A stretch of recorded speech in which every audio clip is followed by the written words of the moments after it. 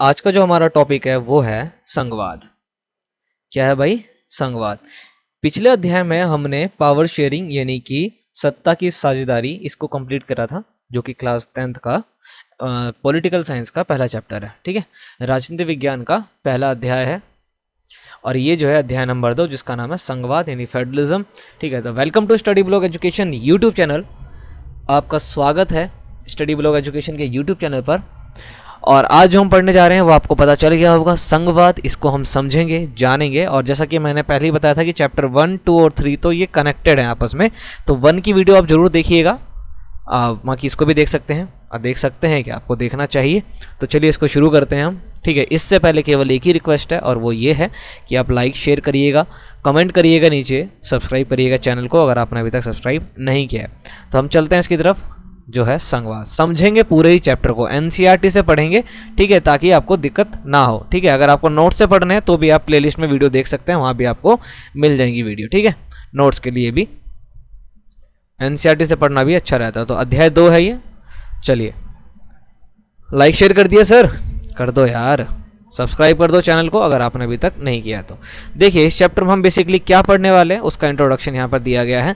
पिछले अध्याय में हमने गौर किया था कि शासन के विभिन्न स्तरों के बीच में सत्ता का ऊर्ध्वाधर बंटवारा आधुनिक लोकतंत्र में सत्ता की साझेदारी का एक आम रूप है। ठीक है, सत्ता की साझेदारी को हमने पढ़ा था किस प्रकार से बेल्जियम में और श्रीलंका के अंदर सत्ता की साझेदारी एक जगह की गई थी, एक जगह नहीं की गई थी। करने के बाद क्या फायदे या नुकसान हुए और एक जगह नहीं करने के क्या फायदे या नुकसान हुए, इसको हमने समझ लिया था बहुत ही अच्छे से। उम्मीद है कि आपको भी समझ में आया होगा। इस अध्याय में हम सत्ता के बंटवारे के इसी स्वरूप पर विचार करेंगे। अब हम क्या करने वाले हैं, इसके ऊपर विचार करेंगे। थोड़ी सी थिंकिंग प्रोसेस है, जैसे कि मैं कहता हूं आपको कि आप एसएसटी को केवल ये मत समझिए कि आपको एक क्वेश्चन दे दिया और आप आंसर रट लेंगे, ऐसा मत समझिएगा, क्योंकि फिर आपको आगे दिक्कत होने वाली है। ठीक है, इसको एक ये समझ का चैप्टर है। ठीक है, थिंकिंग बेस्ड चीजें हैं, सोचने समझने की चीजें इसके अंदर आपको जो है वो डालनी है और आपकी हैबिट भी अच्छी होगी इससे। ठीक है,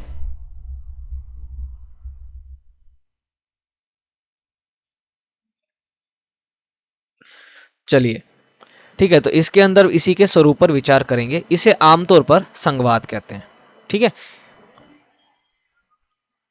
इससे एक ही लोकतांत्रिक व्यवस्था के अंदर अलग अलग इलाकों का साथ रहना और चलना संभव हो पाता है। ठीक है, यानी कि संघवाद के अंदर बेसिकली क्या होता है कि एक ही लोकतांत्रिक व्यवस्था के अंदर, यानी कि एक व्यवस्था बना दिया भाई लोकतांत्रिक। ठीक है, इसी के अंदर जो भी चीजें आ रही हैं, चाहे वो स्टेट हो, कंट्री का आता हो, चाहे वो कोई एक रीजन आता होगा, ठीक है, कोई डिस्ट्रिक्ट आता है, कोई गांव आता है, जो भी चीजें आती हैं ये अपने अलग अलग तरीके से चलते हैं लेकिन एक ही शासन व्यवस्था के अंतर्गत। इसी को संघवाद कहते हैं। ब्रीफली समझेंगे, समझते हैं इसको आगे भी। देखिए, अध्याय के शेष हिस्से में जब हम संघवाद को समझ लेंगे उसके बाद हमें क्या पढ़ना है कि अध्याय के जो आगे के हिस्से होंगे, ठीक है, इसमें भारत के संघवाद के सिद्धांत और व्यवहार को समझने की कोशिश की गई है।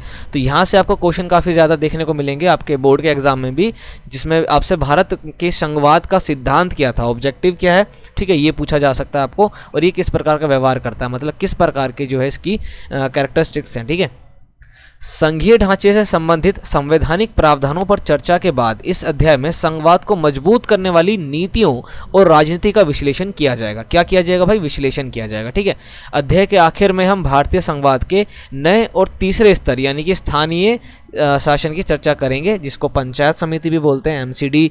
ठीक है, इसके अंदर ही आता है। तो यहाँ पर आपको बता दिया कि हम जो है पूरे अध्याय में क्या पढ़ने वाले हैं। तो बेसिकली हम भारत में संघवाद किस प्रकार से है और भारत में संघवाद को ही क्यों अपनाया गया, इसको हम इसमें जानने वाले हैं। तो जुड़े रहिएगा फटाफट से और हम आगे की ओर क्या करेंगे, अब हम बढ़ेंगे बिल्कुल भी। तो अध्याय 2 हमारे यहाँ पर शुरू हो चुका है। ठीक है, आइए हम लोग मिलकर के जो है इसको पढ़ते हैं और समझते हैं। मैं थोड़ी उलझन में हूं। ठीक है भाई, वो जो बोल रहा है कि मैं थोड़ी उलझन में हूं, आखिर भारत की शासन व्यवस्था को क्या नाम देना चाहिए। ये एकात्मक है। एकात्मक सरकार वो होती है जहां पर एक ही के अंडर में, यानी कि केवल एक ही गवर्नमेंट हो। संघात्मक जहां पर एक से ज्यादा गवर्नमेंट हो। केंद्रीकृत मतलब सबकी पावर एक के पास ही हो। भाई ये कैसी है, तो इसके बारे में आप पढ़ेंगे तभी तो समझेंगे कि ये कैसी है। देखिए, बड़ा ही मजेदार है। चैप्टर को पढ़ेंगे हम बेसिकली, तब मजा आएगा। ठीक है, चलिए, एज अ स्टूडेंट और टीचर नहीं, एज अ लर्नर पढ़ते हैं हम। ठीक है, देखिए शुरुआत करते हैं। आइए एक बार फिर से पिछले अध्याय में दिए गए बेल्जियम और श्रीलंका के अंतर पर गौर करें। ठीक है, पिछले अध्याय में हमने बेल्जियम और श्रीलंका के बारे में पढ़ा था। आपको याद होगा भाई, याद है ना, याद है कि नहीं है? आपको याद होगा कि बेल्जियम के संविधान में जो प्रमुख बदलाव किए गए उनमें केंद्र सरकार की शक्ति में कमी करना भी एक था। ठीक है, क्या करा गया था भाई? सेंट्रल गवर्नमेंट की में से कुछ पावर को हटा करके स्टेट गवर्नमेंट को दिया गया था। ठीक है भाई, कमी कर दी ना, और ये अधिकतर प्रांतीय सरकार को दिए गए थे। उसके बाद भाई हर एक प्रांत का जो स्टेट गवर्नमेंट थे उनको दे दी गई थी भाई पावर कुछ, और उनके ऊपर भाई वो अपना जो कहते हैं ना कि डोमिनेट भी नहीं कर सकते हैं, जबरदस्ती नहीं कर सकते थे, तो कुछ पावर में कटौती की गई थी बेल्जियम के अंदर। बेल्जियम में उससे पहले भी प्रांतीय सरकारें थी। ठीक है, यानी कि जो भाई 1993 में बदलाव हुए उससे पहले भी क्या थी, वहां पे सरकारें थी, तब भी उनकी अपनी भूमिका थी। यानी जो भी सरकार थी वहां पर वो अपनी अपनी भूमिका निभा रहे थे, अपने अधिकार भी उनके थे, यानी अपनी भूमिकाएं थी, अपने अधिकार थे, पर ये अधिकार उनको केंद्र द्वारा दिए गए थे। केंद्र चाहे तो वापस भी ले सकती थी। ठीक है, यानी कि प्रांतीय सरकारें जो बेल्जियम के अंदर थी, जो आखिरी संविधान बना उससे पहले, तब भी प्रांतीय सरकारें थी, उनकी भूमिका थी और उनके अपने अधिकार भी थे, लेकिन ये अधिकार उनको केंद्र सरकार ने दिए थे, ना कि संविधान ने दिए थे। तो केंद्र सरकार का जब मन वापस ले ले भाई, जब मन केंद्र सरकार का वो पावर को क्या करेगी, वापस ले लेगी। ठीक है, सन 1993 में कुछ बदलाव हुए और प्रांतीय सरकारों को कुछ संवैधानिक अधिकार दिए गए। ठीक है, 93 के अंदर कुछ चेंजेस किए गए और अब जो प्रांतीय सरकार थी उनको ना कुछ कॉन्स्टिट्यूशनल राइट दिए गए। इन अधिकारों के लिए प्रांतीय सरकारें अब केंद्र पर निर्भर नहीं रहेंगी। मतलब कि मान लीजिए एक एग्जांपल लेते हैं कि जैसे सेंट्रल गवर्नमेंट ने एक पावर दी स्टेट गवर्नमेंट को कि भाई आप ना एजुकेशन के ऊपर खुद से लॉ बना सकते हैं। ठीक है, अब भाई क्या पता इनके बीच में कोई अनबन हो जाए और ये पावर जो है वो छीन ले के भाई नहीं नहीं यार, एक काम करो, एजुकेशन पर आप नहीं हम ही बनाएंगे, हम आपसे क्या करते हैं, वापस ले लेते हैं। इनका जब मन वापस ले लिया, जब मन दे दिया, कुछ भी कर सकते हैं, ये है कि नहीं है? लेकिन अगर यही कॉन्स्टिट्यूशन में दे दिया जाए कि भाई स्टेट गवर्नमेंट के पास कॉन्स्टिट्यूशन में ये राइट दे दी जाए कि एजुकेशन पर, यानी कि उस प्रांत के अंदर, उस रीजन के अंदर एजुकेशन के ऊपर क्या हिसाब किताब होगा, है ना, उसका बजट या कितने स्कूल खोले जाएंगे या जो भी उसकी भूमिका है, उसके ऊपर कोई भी लॉ बनाने का अधिकार केवल उस स्टेट की गवर्नमेंट का है, जो उससे कोई भी नहीं छीन सकता। तो मुझे बताइए, क्या अब ये सेंट्रल गवर्नमेंट के अंडर में रही? क्या बिल्कुल नहीं रही, है ना। तो अब ये केंद्र पर निर्भर नहीं रही। इस प्रकार बेल्जियम में एकात्मक शासन की जगह संघीय शासन प्रणाली जो है अपना ली गई। एकात्मक शासन आपने यहां पर देखा, केंद्र सरकार मतलब प्रांतीय सरकार भी है, केंद्र सरकार भी है, गवर्नमेंट तो दोनों तरह की है, सेंट्रल गवर्नमेंट भी है, स्टेट गवर्नमेंट भी है, लेकिन स्टेट गवर्नमेंट की सारी पावर किसने दी है भाई? स्टेट गवर्नमेंट को जो भी पावर उसके पास है वो सेंट्रल गवर्नमेंट ने दी है, उसका जब मन वापस ले ले। मतलब हम इनडायरेक्टली बोल सकते हैं कि सारी पावर अभी भी किसके पास है? सेंट्रल गवर्नमेंट के पास। इसको बोलते हैं एकात्मक शासन प्रणाली। लेकिन संवैधानिक तौर पर अगर इनके बीच में पावर का बंटवारा कर दिया जाए, जहां पर ये भी अपने अधिकारों के लिए मुक्त हो और ये भी अपने अधिकारों के लिए मुक्त हो और ये काम करे देश के लिए, तो ऐसी शासन प्रणाली को संघीय शासन प्रणाली कहते हैं। ठीक है, समझ गए? यहां पे एक डिफरेंस तो आप समझ गए। श्रीलंका में व्यवहारिक रूप से अभी भी एकात्मक शासन व्यवस्था है। भाई श्रीलंका के अंदर आपने देखा था जो सिंगली बोलने वाले व्यक्ति थे भाई, वो डोमिनेट करते थे, उनकी मर्जी है। उन्होंने बोला भाई बौद्ध धर्म ज्यादा वैल्यू करेंगे, तो भाई बौद्ध धर्म की ज्यादा वैल्यू हो गई। सही बात है कि नहीं? सिंगली बोलने वालों को छूट दी गई नौकरी के अंदर, हर फील्ड के अंदर, एकात्मक शासन प्रणाली। ठीक है, इसका यह मतलब नहीं कि दूसरे रीजन में कोई गवर्नमेंट नहीं है, गवर्नमेंट है, लेकिन उनके पास जो भी पावर है वो मेन गवर्नमेंट यानी कि सेंट्रल गवर्नमेंट के द्वारा ही दी गई है और उसको वो कभी भी वापस ले सकते हैं। ठीक है, तो भाई सीधी सी बात होगी, जो श्रीलंका के अंदर जो शासन व्यवस्था है वो एकात्मक है। क्यों? क्योंकि इसमें केंद्र सरकार के पास ही सारे अधिकार है। ठीक है, श्रीलंका के तमिल नेता चाहते थे कि देश में सच्चे अर्थों में संघीय शासन व्यवस्था जो है वो कायम हो। श्रीलंका में आपको पता है जो श्रीलंकन तमिल बोलते थे या जो इंडियन तमिल बोलते थे, उनके यानी तमिल बोलने वाले लोगों के साथ तो काफी ज्यादा जो है वहां पे भेदभाव किया जा रहा था। तो वे लोग चाहते थे कि भाई हमारे देश के अंदर ना सच्चे अर्थों में संघीय शासन व्यवस्था जो है वो कायम होनी चाहिए, जैसे कि बेल्जियम में हुआ था। लेकिन ऐसा अभी तक नहीं हो पाया और अब तो बिल्कुल भी श्रीलंका तो आप देख ही रहे हैं कि कतई मतलब जो है ना, कहते हैं ना कि एकदम डूबी हुई है पूरी तरह से। अब जो भी आप समझ लीजिए खाली स्थान में, ठीक है। अब देखिए यहाँ पर मैंने कुछ अंडरलाइन किया है, मतलब हाईलाइट किया है, इसको समझिए। संघीय शासन व्यवस्था में सर्वोच्च सत्ता केंद्रीय प्राधिकार और उनकी विभिन्न अनुषांगिक इकाइयों के बीच बट जाती है। संघीय शासन व्यवस्था के अंदर जो है सबसे ऊंची जो सत्ता होती है, जो सुप्रीम पावर होती है, ठीक है, वो केंद्रीय प्राधिकार के पास होता है, मतलब सेंट्रल गवर्नमेंट के पास, और उनके जो इकाइयां होती है, मतलब उनके जो भी कहते हैं ना कैबिनेट मिनिस्टर्स वगैरह होते हैं, ठीक है, उनके बीच में जो है डिवाइड हो जाती है। आमतौर पर संघीय व्यवस्था में दो स्तर पर सरकारें होती है। इसमें एक सरकार पूरे देश के लिए होती है जिसको हम सेंट्रल गवर्नमेंट बोलते हैं, ठीक है, जिसके पास सबसे ज्यादा पावर होती है, सेंट्रल गवर्नमेंट जो देश को चलाती है, जिसके जिम्मे राष्ट्रीय महत्व के विषय होते हैं। उसके बाद राज्य या प्रांत के स्तर की सरकार होती है जो शासन के दैनिक कामकाज को देखती है। हर एक राज्य में अपने अपने सरकार होते हैं जिसको हम क्या बोलते हैं, स्टेट गवर्नमेंट बोलते हैं। भाई हमारे देश में है ना सेंट्रल गवर्नमेंट है, स्टेट गवर्नमेंट है। स्टेट में क्या कैसे करना है भाई, दिनों दिन क्या काम करना नहीं करना, वो स्टेट गवर्नमेंट की हेडेक है, ठीक है। और देश के लिए क्या करना है, वो सेंट्रल गवर्नमेंट की हेडेक है। कुछ ऐसे हिस्से होते हैं जो जिन पर ये दोनों मिलकर के काम करते हैं, ठीक है। तो यहाँ पर एक बात समझ में आ गई। थोड़ा सा आगे चलते हैं, इसको थोड़ा सा हम क्या कर लेते हैं, स्क्रॉल कर लेते हैं नीचे की तरफ। देखिए यहाँ पर क्या बोला गया है, सत्ता के इन दोनों स्तर की सरकारें अपने अपने स्तर पर स्वतंत्र होकर काम करती है, ठीक है। चाहे वो सेंट्रल गवर्नमेंट लेवल की गवर्नमेंट हो, सेंट्रल लेवल की गवर्नमेंट हो या स्टेट लेवल की गवर्नमेंट हो, वे दोनों जो हैं अपने अपने कामों को स्वतंत्र होकर करती हैं, मतलब एक दूसरे पर इंटरफेयर नहीं कर सकती हैं ये, ठीक है। इस अर्थ में संघीय शासन व्यवस्था क्या है कि एकात्मक शासन व्यवस्था के ठीक ही क्या है, ये उल्टी है। एकात्मक शासन के अंदर क्या होता है कि सेंट्रल गवर्नमेंट के पास सारी पावर होती है मेन, वो कुछ हिस्सा स्टेट गवर्नमेंट को दे सकती है और वापस ले सकती है जब मन करे तब, ठीक है, और सारी मेन पावर वो अपने पास रखती है। लेकिन संघात्मक में क्या होता है कि कुछ पावर्स इनकी अपनी होती है, कुछ इनकी अपनी होती है, और ये अपनी अपनी पावर का इस्तेमाल करते हैं और उसके लिए जो है ये दोनों काम करते हैं स्वतंत्र होकर के, एक दूसरे की इंटरफेरेंस को छोड़ते हुए कि भाई इंटरफेयर नहीं किया जा सकता, ठीक है। तो एकात्मक व्यवस्था में शासन का एक ही स्तर होता है और बाकी इकाइयां उसके अधीन होकर के काम करती हैं। इसमें केंद्रीय सरकार प्रांतीय या स्थानीय सरकारों को आदेश दे सकती है। भाई जो सेंट्रल गवर्नमेंट है वो आदेश ऑर्डर दे सकती है स्टेट गवर्नमेंट को कि भाई आपको ये काम करना है, नहीं करना है, करो नहीं करो, व्हाटएवर, ठीक है। ये एकात्मक व्यवस्था के अंदर होता है। लेकिन संघीय व्यवस्था में ऐसा नहीं होता है, ठीक है, क्योंकि उनको कॉन्स्टिट्यूशनल राइट्स मिले होते हैं। देखिए यहाँ पर कुछ जो मैप दिखाया गया है, इसमें बेसिकली क्या बताया गया है उसको देख लीजिए, ठीक है। यहाँ पर बेसिकली क्या है, हालांकि दुनिया के 193 देश यानी कि 193 देशों में से केवल 25 में ही संघीय शासन व्यवस्था है। 193 देश कंट्री जो वर्ल्ड में है उसमें से केवल 25 के अंदर क्या है, संघीय व्यवस्था है, फेडरलिज्म है।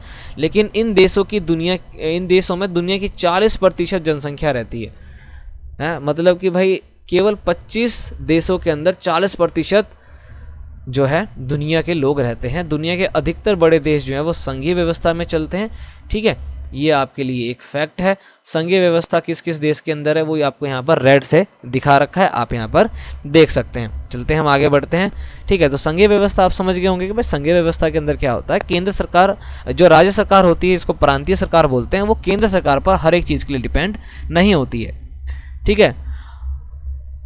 राज्य सरकारों के पास अपनी शक्तियां होती हैं, ठीक है। जैसे भारत के अंदर राज्य सरकारों के पास जो अपनी शक्तियां ना वो कॉन्स्टिट्यूशन के पार्ट 4 में लिखा हुआ है, आर्टिकल नंबर 36 से लेकर के 31 तक, जिसको DPSP directive principle of state policy कहते हैं, ठीक है। राज्य के नीति निर्देशक तत्व, ये उनके पास कॉन्स्टिट्यूशनल राइट्स हैं, इनसे कोई भी छीन नहीं सकता, फिर चाहे वो कोई भी हो, ठीक है। बट ऐसा नहीं कि छीना नहीं जा सकता, तरीके होते हैं सबका, मतलब हर एक, अगर कहीं समस्या है तो उसका समाधान दे रखा है, और कहीं अगर समाधान है तो समस्या भी है। मतलब हमारा संविधान कुछ इस प्रकार से बनाया गया है, बड़ा ही मजेदार है। कभी फुर्सत में बैठ करके समझने की कोशिश करिएगा ना तो मोहब्बत हो जाएगी एसएसटी से, तो आपसे इतनी बेहतरीन चीज है ये, ठीक है। तो ये तो आप समझ गए कि राज्य सरकार जो है इनके पास अपनी शक्तियां होती है और इनके लिए वह केंद्र सरकार को जवाबदेह नहीं होती। ये दोनों ही सरकारें अपने अपने स्तर पर लोगों को जवाब देती है, क्योंकि भैया लोकतांत्रिक देश है, लोगों के लिए काम होता है। अब संघीय व्यवस्था की जो है कुछ महत्वपूर्ण जो है यहाँ पर क्या बोलते हैं इसको, विशेषताएं, ये इंपॉर्टेंट भी है आपके लिए इंपॉर्टेंट भी है और आपको समझना भी चाहिए। देखिए पहला क्या, यहाँ सरकार दो या दो से अधिक स्तरों की होंगी, है ना, more than 2 two and more than two levels of government जो है आपको फेडरलिज्म के अंदर देखने को मिलती है। इससे क्या होता है ना कि भाई एक ही गवर्नमेंट को अगर आप स्टेट संभाल दो, भैया 28 स्टेट 8 यूनियन टेरिटरीज हमारे देश के अंदर है, ठीक है। अब एक ही गवर्नमेंट को दे दोगे तो पगला जाएगी भाई, कि देश के अंदर देखे कि देश के बाहर देखें। इससे बढ़िया दो अलग बना दो ना, कि स्टेट के लिए अलग 28 ये अपना देखें भैया, और हम ओवरऑल देख लेते हैं, है ना। ये फायदा होता है। दूसरा क्या है, अलग अलग स्तर की सरकारें एक ही नागरिक समूह पर शासन करती है कि नहीं। ये बात भी सही है भैया, भारतीयों पर ही तो शासन कर रहे हैं, चाहे वो आपके स्टेट गवर्नमेंट हो चाहे सेंट्रल गवर्नमेंट हो। पर कानून बनाने, कर वसूलने और प्रशासन का उनका अपना अपना अधिकार क्षेत्र होता है। भैया किस चीज पर कानून बना सकते हैं, ये सेंट्रल गवर्नमेंट अलग तय करती है। जैसे कृषि कानून सेंट्रल गवर्नमेंट बनाएगी, ठीक है। जो बड़े बड़े कानून होते हैं जो देश के लिए ज़्यादा ज़रूरी होते हैं, उस पर सेंट्रल गवर्नमेंट का अपना अधिकार होता है, उसमें स्टेट गवर्नमेंट हस्तक्षेप नहीं कर सकती है। और कुछ स्टेट के अपने होते हैं लॉ एंड ऑर्डर को मेंटेन रखने के लिए, ठीक है। टैक्स कैसे वसूला जाएगा, ये भी भाई दोनों का अपना अपना होता है, ठीक है। और किस प्रकार से भाई शासन प्रशासन काम करेंगे, ये भी उनका अपना अपना होता है। अपना अपना अधिकार क्षेत्र, उन्हीं अधिकार क्षेत्र के अंदर जो है वो काम कर सकती हैं, अपने अधिकार से बाहर वो नहीं जा सकती है। तीसरा क्या है, विभिन्न स्तरों की सरकारें के अधिकार क्षेत्र संविधान में स्पष्ट रूप से वर्णित होते हैं। भाई सेंट्रल गवर्नमेंट के अंडर में कौन कौन से अधिकार आएंगे, स्टेट गवर्नमेंट के अंडर में कौन कौन से अधिकार आएंगे, ये तय नहीं करेंगे कि भैया बैठे हाथ में और खैनी खाना शुरू करा और आपस में तय कर रहे हैं कि यार एक काम करो ना, तुम ये तुम कर लेना, ये हम कर लेते हैं, वो तुम कर लेना, वो हम कर लेते हैं। ऐसे नहीं हो सकता ये, ठीक है। ये आपको कहाँ लिख करके दिया गया है, संविधान में, कॉन्स्टिट्यूशन में स्पष्ट रूप से जो है वर्णन कर रखा है कि किस स्तर की सरकार क्या काम कर सकती है, ठीक है। यानी हर स्तर के अस्तित्व और प्राधिकार की गारंटी और सुरक्षा जो है ये हमें संविधान ही देता है, ठीक है। तो संविधान के अंदर ये लिखित होता है कि भैया कौन सा काम किस अधिकार के कौन सा काम जो है किस क्षेत्र की सरकार कर सकती है। चौथा देखिए क्या है, फोर्थ क्या है, संविधान के मौलिक प्रावधानों को किसी एक स्तर की सरकार अकेले नहीं बदल सकती, है ना भाई। बेल्जियम के अंदर भी कुछ इसी प्रकार का किया गया था ना, कि भाई अगर डच के फेवर में कोई फैसला जा रहा है तो इसका ये मतलब नहीं केवल डच लोग एक साथ हो गए और उनके फेवर में फैसला चला गया। फ्रेंच वालों के लिए भी फ्रेंच वाले भी उसके अंदर अगर मानेंगे तभी होगा, है ना। ये चीज उनके लिए भी था, सेम यहाँ पर है। संविधान के मौलिक प्रावधानों में किसी एक स्तर की सरकार, भैया मौलिक प्रावधान में अगर आपको कुछ भी हेरफेर करना है तो किसी भी एक स्तर की सरकार, ये नहीं कि केवल सेंट्रल गवर्नमेंट या केवल स्टेट गवर्नमेंट या केवल पंचायत, कोई भी बैठ करके जो है ना अकेले बदल उनको नहीं सकता है। ऐसे बदलाव जो है दोनों स्तरों की सरकारों की सहमति से ही होते हैं, और ये कहाँ पर किए जाते हैं, ये संसद के अंदर किए जाते हैं, ठीक है। लोकसभा राज्यसभा वहां पर होती है जहां पर 2/3 हमें बहुमत चाहिए होता है, यानी कि 3 में से 2 लोगों की रजामंदी होनी चाहिए, तब जाकर के कोई भी बिल जो है वो लॉ बनता है, ठीक है। पांचवा देखिए क्या है, अदालतों को संविधान और विभिन्न स्तर की सरकारों के अधिकारों की व्याख्या करने का अधिकार है, ठीक है। वैसे भी हमारे देश के अंदर जो जुडिशरी है, जो न्यायपालिका है, वो क्या है, स्वतंत्र है, ठीक है। उस पर किसी का जो है जोर नहीं चलता, वो केवल संविधान के जो है अधीन होकर के ही कार्य करती है। तो अदालतों को संविधान और विभिन्न स्तर की सरकारों के अधिकारों की व्याख्या करने का जो है अधिकार है। कि भैया पता लगे विवाद हो गया, मान लीजिए कि एक स्टेट है, ये एक स्टेट है, इन दोनों में कोई झगड़ा हो गया, तो इसका ये मतलब नहीं कि आपस में सुलटा लेंगे। मान लीजिए कि ये देश है, देश पर ना एक्स गवर्नमेंट का, एक्स पार्टी का राज चल रहा है, और ये वाला जो है ये भी एक्स पार्टी का बंदा है, पर ये वाई है। इसका ये मतलब नहीं कि इसका सपोर्ट करके भैया इसको वो करवा देगा, ऐसा नहीं किया जा सकता। ऐसे मामलों में कौन बीच में जाता है, अदालत, और वो उनको अच्छे से समझाएगा कि भैया तुम्हारे अधिकार क्षेत्र क्या है और तुम्हारे अधिकार क्षेत्र क्या है, अपने अपने दायरे में रह के काम करो, नहीं होता है तो बैठो शांति से, है कि नहीं। तो विभिन्न स्तर की सरकारों के बीच अधिकारों के विवाद की स्थिति में सर्वोच्च न्यायालय निर्णायक की भूमिका निभाता है, जिसको हम सुप्रीम कोर्ट कहते हैं। और सुप्रीम कोर्ट का फैसला, भैया सुप्रीम का मतलब होता है सर्वोच्च, इसके ऊपर कुछ भी नहीं है, ठीक है। हमारे देश की सबसे बड़ी न्यायालय जो है वो सर्वोच्च न्यायालय है, दिल्ली के अंदर है ये। इसने जो बोल दिया वो बोल दिया, बस बोल दिया, no if no but, okay. तो भैया इनके पास जो होता है कि अगर कभी विवाद हो जाए अधिकारों में कि भैया ये हमारे अधिकार क्षेत्र में आते हैं, वो हमारे अधिकार क्षेत्र में आते हैं, तो ऐसे में अगर कोई विवाद उत्पन्न हो जाता है, कोई कॉन्फ्लिक्ट हो जाता है दो स्टेट के बीच में, ठीक है, या स्टेट या सेंट्रल गवर्नमेंट के बीच में, तो सुप्रीम कोर्ट जो है वो फाइनल डिसीजन यहाँ पर लेगी और वही मान्य होगा। सिक्स्थ देखिए, वित्तीय स्वायत्तता निश्चित करने के लिए विभिन्न स्तर की सरकारों के लिए राजस्व के अलग अलग स्रोत निर्धारित हैं। भैया इकोनॉमी आपको चलानी है, चाहे देश की चलाओ चाहे स्टेट की चलाओ। अब इकोनॉमी चलती है टैक्स पर, अब कौन सी स्टेट की गवर्नमेंट किस हिसाब से टैक्स लेगी, ठीक है, कैसे कैसे लेगी, क्या क्या उनके स्रोत हो सकते हैं, सोर्सेस हो सकते हैं, वे अधिकारें केवल सरकारों के पास हैं, उन स्टेट की सरकारों के पास हैं, और वो अपने हिसाब से जो है इन कार्य को करते हैं। तो आप देखते होंगे, जैसे पेट्रोल का एग्जाम्पल लेते हैं, तो पेट्रोल कहीं पर सस्ता है कहीं पर महंगा है। इसका मतलब है कि भाई कोई टैक्स कम ले रहा है, कोई टैक्स ज़्यादा ले रहा है, ठीक है। किसी भी चीज़ का अगर आप रेट देखते होंगे तो आपको इसी प्रकार से मिलता होगा कि कहीं पर ज़्यादा है कहीं पर कम है, जिसका यही एक कारण होता है, ठीक है। देखिए सेवंथ पॉइंट क्या है, इस प्रकार संघीय शासन व्यवस्था के दोहरे उद्देश्य, ठीक है, दो उद्देश्य जो है यहाँ पर निकल करके आए। एक तो है देश की एकता की सुरक्षा करना, भाई आपको सिक्योरिटी प्रदान करनी है, जो हमारी कंट्री की यूनिटी है वो नहीं टूटनी चाहिए। जैसे हम पिछले चैप्टर में भी हम बात कर रहे थे कि भाई अलगाव की भावना किसी व्यक्ति के अंदर नहीं आनी चाहिए। किसी भी व्यक्ति को हमारे देश के ऐसा नहीं लगना चाहिए कि भाई वो मतलब वो भारतीय है कि नहीं है, मतलब ये कुछ क्वेश्चन उसके दिमाग में नहीं आना चाहिए, क्योंकि यही वो जड़ हो जाएगा जहाँ पर उसमें अलगाव का वो आएगा और फिर वो बात रहेगी नहीं, ठीक है। पिछले चैप्टर में हमने डिस्कस किया था ना इसमें। तो देश की एकता बहुत ज़रूरी है। तो एक तो उद्देश्य ये हो गया संघीय शासन व्यवस्था की कि भैया देश में एकता बनी रहनी चाहिए, ठीक है, और उसे बढ़ावा देना तथा इसके साथ साथ क्षेत्रीय विविधताओं का पूरा सम्मान करना।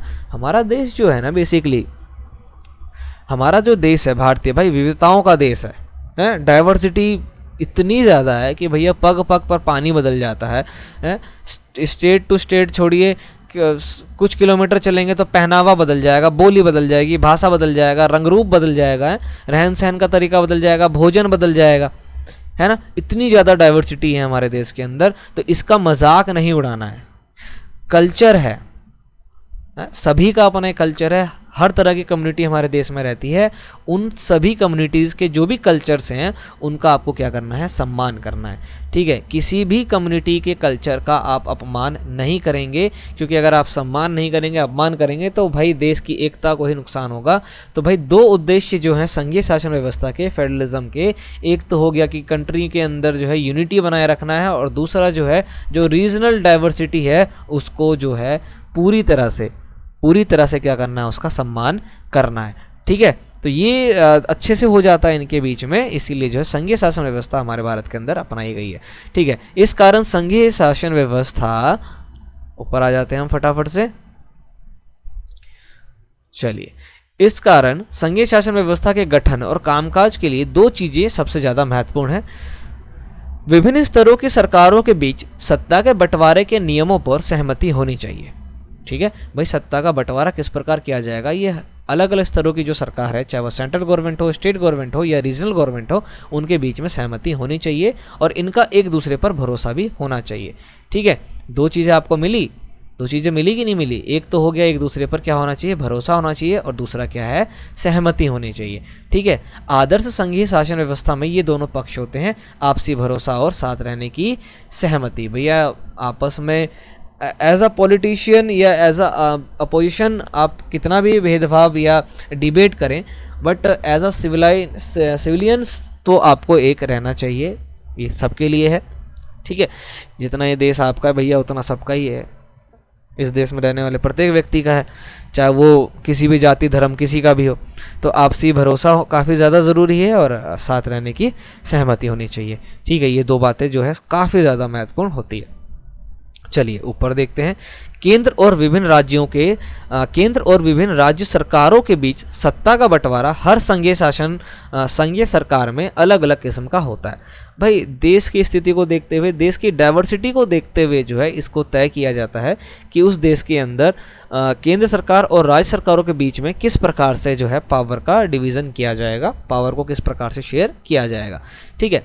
अब जितनी ज़्यादा डाइवर्सिटी होती है भाई उतनी ज़्यादा टेंशन जो है वो बढ़ जाती है कि भाई कोई भी एक कम्युनिटी को आप क्या कर सकते हो, नाराज़ नहीं कर सकते, नुकसान हो जाता है इससे। फिर सीधी सी बात है कि भाई यूनिटी को जो है प्रॉब्लम आनी स्टार्ट हो जाएगी। तो ये भी ज़रूरी है, या इस चीज़ पर निर्भर करती है कि संघ की स्थापना किन ऐतिहासिक संदर्भों में हुई है, कि भैया आप संघीय सरकार अगर आप बना रहे हो तो आपके कुछ ना कुछ ये होंगे ना कि कुछ ऑब्जेक्टिव लेके बंदा चलता है कि भाई मेरा ना ये उद्देश्य है कि हाँ मैं ये शासन व्यवस्था इसलिए लाना चाहता हूँ या ये वाला मैं इसलिए लाना चाहता हूँ। ठीक है, तो संघीय शासन व्यवस्थाएं आमतौर पर दो तरीकों से गठित होती है। ठीक है, अगर आप किसी भी देश के अंदर, जैसे आपको पता है कि केवल 193 में से 25 देशों के अंदर जो है फेडरलिज्म को अपनाया गया है, संघीय संघवाद को अपनाया गया है, तो कह रहे इसके ना दो तरीके होते हैं। पहला तरीका है दो या अधिक स्वतंत्र राष्ट्रों को एक साथ लाकर एक बड़ी इकाई गठित करना। दो देश छोटे छोटे अगर आपस में एक साथ होकर संगठित हो जाते हैं तो भैया कॉन्फ्लिक्ट, देखिए इंटरनल कॉन्फ्लिक्ट तो हो जाएगा कि भाई हम बड़े कि तुम बड़े हैं, हमारे पास ज़्यादा पावर रहेगी कि तुम्हारे पास ज़्यादा पावर रहेगी, हमारी कम्युनिटी बड़ी कि तुम्हारी कम्युनिटी बड़ी, किसी भी चीज़ को लेकर के हो सकता है। तो देखिए पहला तो ये हो गया कि अब जैसे ऊपर पढ़ा था हमने कि भाई अगर संघीय शासन व्यवस्था लाना है तो दो महत्वपूर्ण चीज़ें होती हैं कि आपसी सहमति होनी चाहिए। ये दोनों एक होना चाहते हैं तो दोनों की तरफ से सहमति होनी चाहिए। ये नहीं कि भैया ये फलाने ने जाके अटैक करके कब्जा कर लिया, कब्जा तो फिर सहमति नहीं हुई ना। दोनों की सहमति होनी चाहिए और दोनों का आपस में भरोसा होना चाहिए कि हाँ अगर हम आपस में एक देश हो जाते हैं तो फिर ये नहीं होगा कि भाई एक देश बन गया तो हो सकता है इसके नाम पर बन जाए या हो सकता है इसके नाम पे बन जाए। ठीक है, तो किसी एक के नाम पर अगर आप बन गए तो दूसरा वाला हिस्सा उसका क्या बन जाएगा, एक स्टेट बन जाएगा। तो अपनी जो उसकी पहचान है वो उसको नहीं खोना चाहेगा कभी भी। ठीक है, तो पहला गठित करने का तरीका तो ये हो गया कि दो या दो से अधिक स्वतंत्र राष्ट्र जो है ना ये आपस में एक साथ हो जाए और एक बड़ी इकाई बने। आसपास अगर देश बहुत बड़े बड़े हैं और वो पावरफुल है तो भाई छोटे छोटे देश आपस में क्या होते हैं, मिलकर के एक देश बना लेते हैं। तो पहला तो ये हो गया, और जहां भी ऐसा होगा वहां संघीय शासन व्यवस्था लगेगी क्योंकि वहां पर स्टेट गवर्नमेंट के पास कुछ ऐसे पावर होंगे जो केवल उनका अधिकार है और सेंट्रल गवर्नमेंट का कुछ ऐसे पावर रखना चाहेंगे वो जो केवल उनका अधिकार है। ठीक है, वो नहीं चाहेंगे कि भैया ये हमको डोमिनेट करे या ये हमको डोमिनेट करे। इसमें दोनों स्वतंत्र राष्ट्र अपनी संप्रभुता को साथ रखते हैं, अपनी अलग अलग पहचान को भी बनाए रखते हैं और अपनी सुरक्षा तथा खुशहाली बढ़ाने का रास्ता अख्तियार करते रहते हैं, आगे जो है वो ढूंढते रहते हैं या बनाते रहते हैं। ठीक है, साथ आकर संघ बनाने के उदाहरण कुछ ऐसे देशों के नाम यहाँ पर दिए गए हैं जो साथ आकर के उन्होंने बड़ी इकाई बनाई। तो सबसे पहले तो USA, United state of America, संयुक्त राज्य अमेरिका, स्विट्जरलैंड और ऑस्ट्रेलिया। ठीक है, इस तरह की संघीय शासन व्यवस्था वाले मुल्कों में आमतौर पर प्रांतों को समान अधिकार होता है और वे केंद्र के बरकस ज्यादा ताकतवर होते हैं। ठीक है, यानी कि यूएसए, ऑस्ट्रेलिया या स्विट्जरलैंड जो ये कंट्री है जो अलग अलग देशों की इकाइयों से यानी कि अलग अलग राष्ट्र जो थे वो आपस में मिलकर के जो एक बड़ी इकाई बने हैं, इसके अंदर यहाँ पर एक बात बोली गई है वो ये है कि एक तो हो गया यहाँ पर सेंट्रल गवर्नमेंट और एक हो गया स्टेट गवर्नमेंट जिसको प्रांतीय सरकार बोलते हैं। तो कह रहे इनकी पावर ज्यादा होती है इनके मुकाबले, है इनकी इतनी रहेगी तो इनकी ज्यादा होती है। ठीक है, क्योंकि भाई अलग अलग देश आपस में आके मिले हैं तो उनके लिए जो है कुछ अलग से व्यवस्था यहाँ पर की गई है। ठीक है, संघीय शासन व्यवस्था के गठन का दूसरा तरीका क्या है, तो बड़े देश द्वारा अपनी आंतरिक विविधता को ध्यान में रखते हुए राज्यों का गठन करना और फिर राज्य और राष्ट्रीय सरकार के बीच सत्ता का बंटवारा कर देना। जो बड़े देश हैं, जैसे छोटे छोटे देश तो आपस में मिल जाते हैं, लेकिन जो बड़े देश हैं तो उनके बीच में डाइवर्सिटी काफ़ी ज़्यादा देखने को मिलती है उस कंट्री के अंदर। ठीक है, तो कह रहे इसको देख रहे हो आप, आंतरिक डाइवर्सिटी को अगर आप ध्यान में रखते हो तो इसमें आप क्या करो, इस डाइवर्सिटी को देखते हुए राज्यों का गठन कर दो। ठीक है, जैसे इतना बड़ा भाई कोई देश है और आपको यहाँ पर दिख रहा है कि भैया ये वाला जो स्टेट है ना वो कोई एक लैंग्वेज बोलता है, ये कोई एक लैंग्वेज बोलता है। ठीक है, तो क्या जैसे मान लीजिए कि इसमें दो लैंग्वेज बोलने वाले लोग रहते हैं इसके अंदर। ठीक है, दो तरह के लैंग्वेज बोलने वाले लोग, तो कह रहे इसमें स्टेट बना दो, एक लैंग्वेज बोलने वाले का अलग कर दो, एक का अलग कर दो। ऐसा नहीं होना चाहिए कि भैया इस वाले को जो आपने बनाया उसमें लैंग्वेज कोई और बोल रहा है। ठीक है, ऐसा नहीं होना चाहिए। जैसे हमारे देश में जो राज्य बने हैं वो भाषा के आधार पर बने, जहाँ की जो अभी तेलंगाना जो हाल ही में बना वो भी तो भाषा के आधार पर ही बना है, नहीं कि नहीं है। भाषा के आधार पर भी क्या होते हैं, राज्यों का बंटवारा हो जाता है, तो वो भी सही है। तो ध्यान में रख करके डाइवर्सिटी का बिल्कुल ध्यान रखना होता है। ऐसा नहीं होना चाहिए कि भाई आधा इधर आ गया आधा उधर आ गया, तो वरना दिक्कत हो जाती है। ठीक है, तो देखिए इसके उदाहरण है भारत, बेल्जियम में भी लैंग्वेज को लेकर के बंटवारा हुआ था ना, स्पेन जो है इनके उदाहरण है। तो यहाँ पर ना आपको दो तरह के जो दोनों तरीके हैं, तो दोनों तरीके में किन देशों के नाम हैं वो आपको ध्यान रखने हैं। ठीक है, इस दूसरी श्रेणी वाली व्यवस्था में राज्यों के बरकस केंद्र सरकार के पास ज्यादा ताकत जो है वो होती है। जैसे हमारे देश के अंदर भी क्या है, स्टेट गवर्नमेंट के मुकाबले सेंट्रल गवर्नमेंट के पास ज्यादा पावर है। सेंट्रल गवर्नमेंट के पास पावर ज्यादा है, जबकि यूएसए वगैरह के अंदर क्या है कि स्टेट गवर्नमेंट के पास पावर ज्यादा है सेंट्रल गवर्नमेंट के मुकाबले। ये चीज आपको समझनी चाहिए यहाँ पर, ठीक है। अक्सर इस व्यवस्था में विभिन्न राज्यों को समान अधिकार दिए जाते हैं, पर विशेष स्थिति में किसी किसी प्रांत को विशेष अधिकार भी दिए जाते हैं। जैसे कश्मीर के पास था ना भाई, बट अब नहीं है, पर कश्मीर के पास कुछ विशेष अधिकार थे भैया, उसका अपना संविधान था, अपना झंडा था उनका, अपना भाई पार्लियामेंट बना रखा था उन्होंने।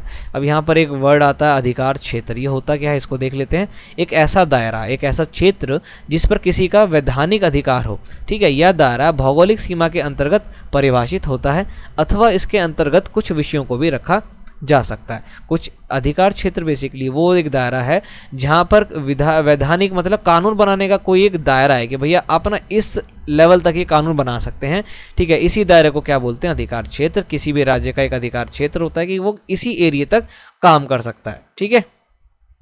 आगे देखते हैं। भारत में संघीय व्यवस्था। अब हम क्या बात करेंगे, अपने देश की बात करेंगे कि भारत में संघीय व्यवस्था जो है, भारत की जो फेडरलिज्म है वो किस प्रकार से चलता है। हमने पहले देखा कि बेल्जियम और श्रीलंका जैसे छोटे देशों को भी अपने यहाँ की विविधताओं को संभालने के लिए काफी ज्यादा जो है मुश्किलों का सामना करना पड़ा। जबकि श्रीलंका में भी 3 तरह के लैंग्वेज बोलने वाले लोग हैं, बेल्जियम में भी 3 तरह के लैंग्वेज बोलने वाले लोग थे, और हमारे देश में भाई 22 तो ऑफिशियल लैंग्वेज है हमारी जो संविधान में जोड़ी गई है। अब बताओ भाई, इतना बड़ा देश है। अब यहां भी कह रहा है, देखिए सोचिए कि भारत जैसे विशाल मुल्क में यह काम कितना मुश्किल होगा जहां बहुत सी भाषाओं, धर्मों और क्षेत्रों के लोग एक साथ रहते हैं। हमारे देश में सत्ता की साझेदारी की क्या व्यवस्था है कि भैया हम संघात्मक बनाते, हम केंद्रीकृत बनाते या एकात्मक बनाते, हम करें क्या, है ना। तो ये चलिए देखते हैं। आइए संविधान से ही शुरुआत करते हैं, ठीक है। बहुत ही दुखद और रक्त रंजित विभाजन के बाद भारत जो है आजाद हुआ था 1947 अगस्त 15 अगस्त 1947 को हमारा देश आजाद हुआ था।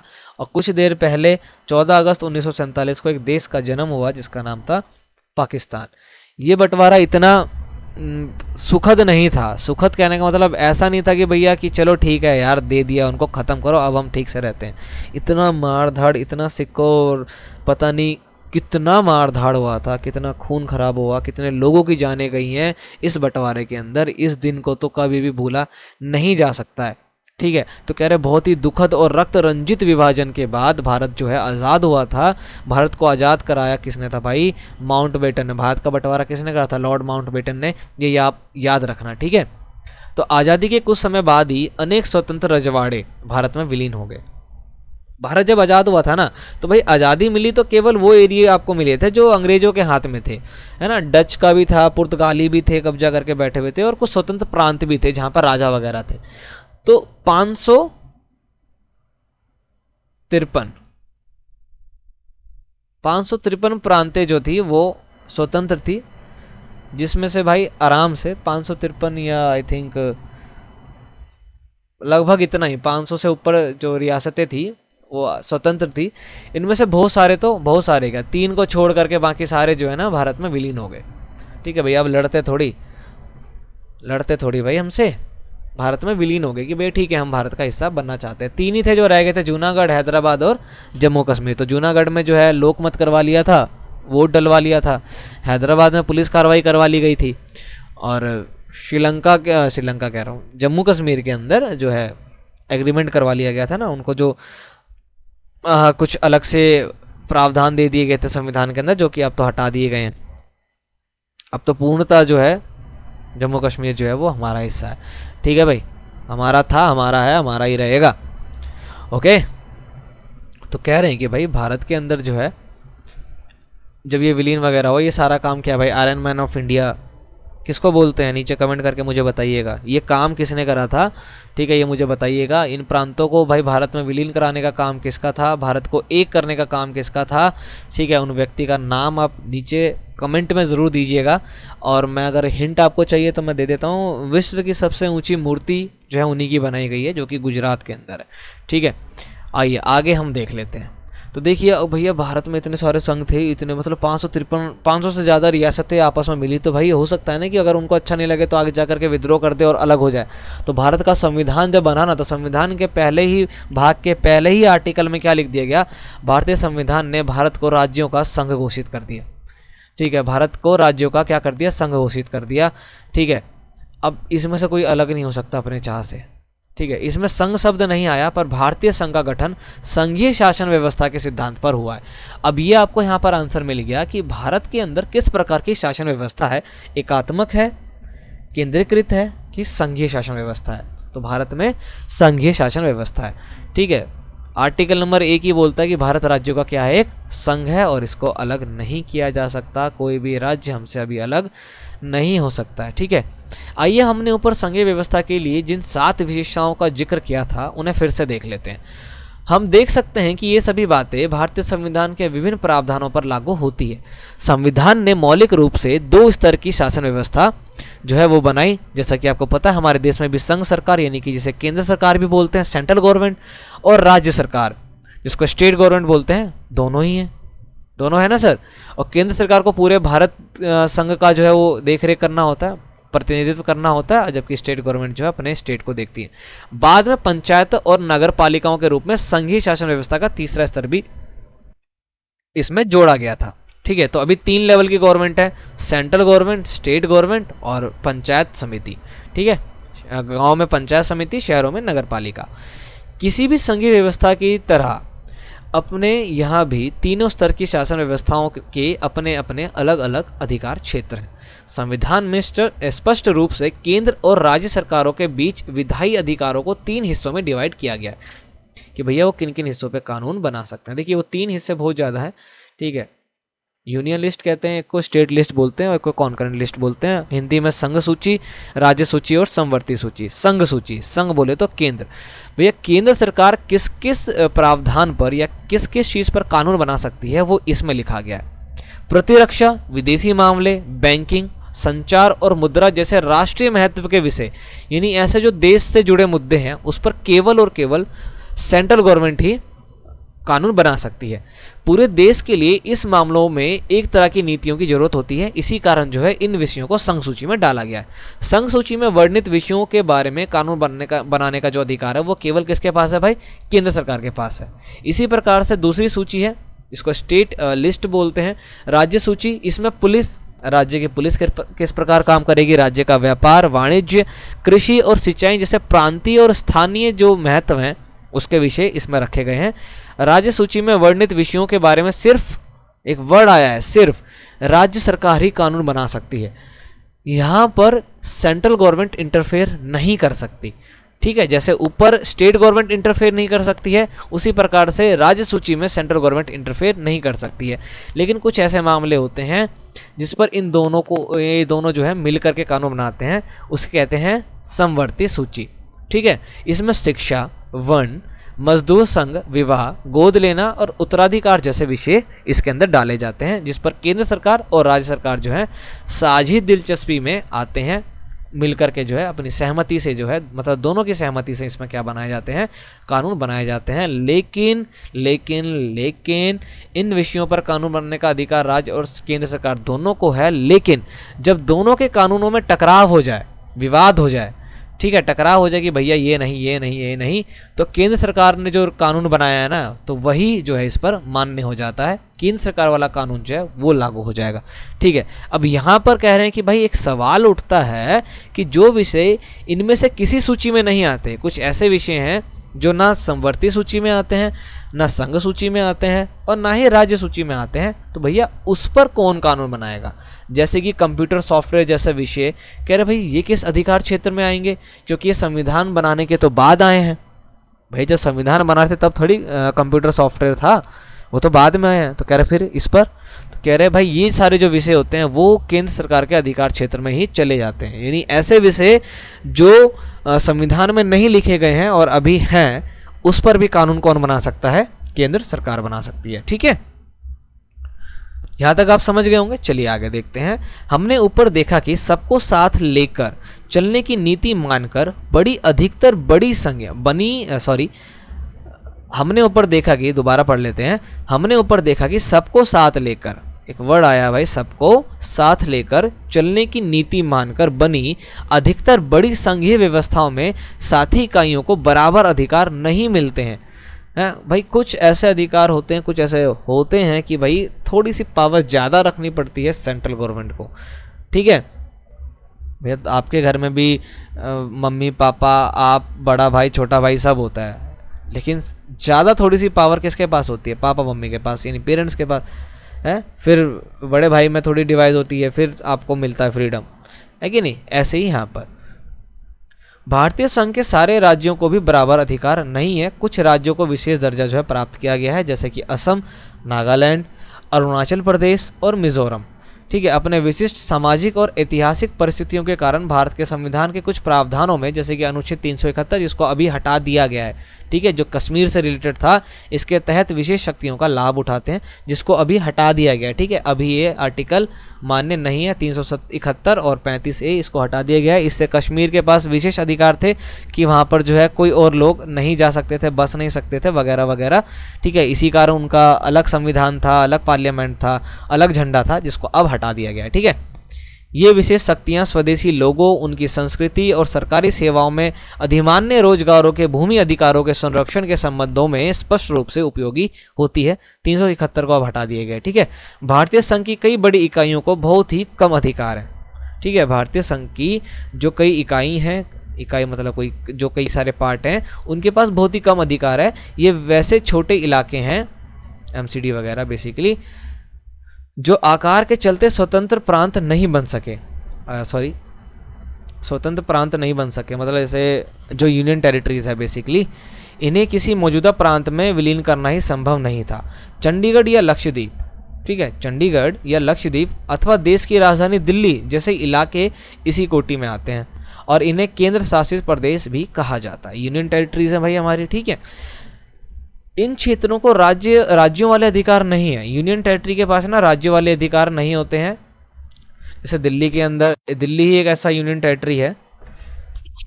यूनियन टेरिटरी जो है, इसकी पावर बेसिकली कहाँ की होती है? सेंट्रल गवर्नमेंट की होती है। गवर्नर जो है इसमें रूल करते हैं, जो प्रेसिडेंट के अंडर में काम करते हैं, और वहाँ पर सेंट्रल गवर्नमेंट का कामकाज चलता है। पुलिस वगैरह जो है वो, जैसे पुलिस किसके अंडर में होती है? राज्य सरकार के अंडर में, लेकिन यहाँ की पुलिस किसके अंडर में होगी? सेंट्रल गवर्नमेंट के अंडर में, ठीक है। तो कह रहे इनके पास ऐसा अधिकार नहीं होते हैं। दिल्ली एक ऐसा यूनियन टेरिटरी है जिसकी अपनी विधानसभा है, जहाँ पर सीएम होता है, ठीक है, ये ध्यान रखेंगे आप।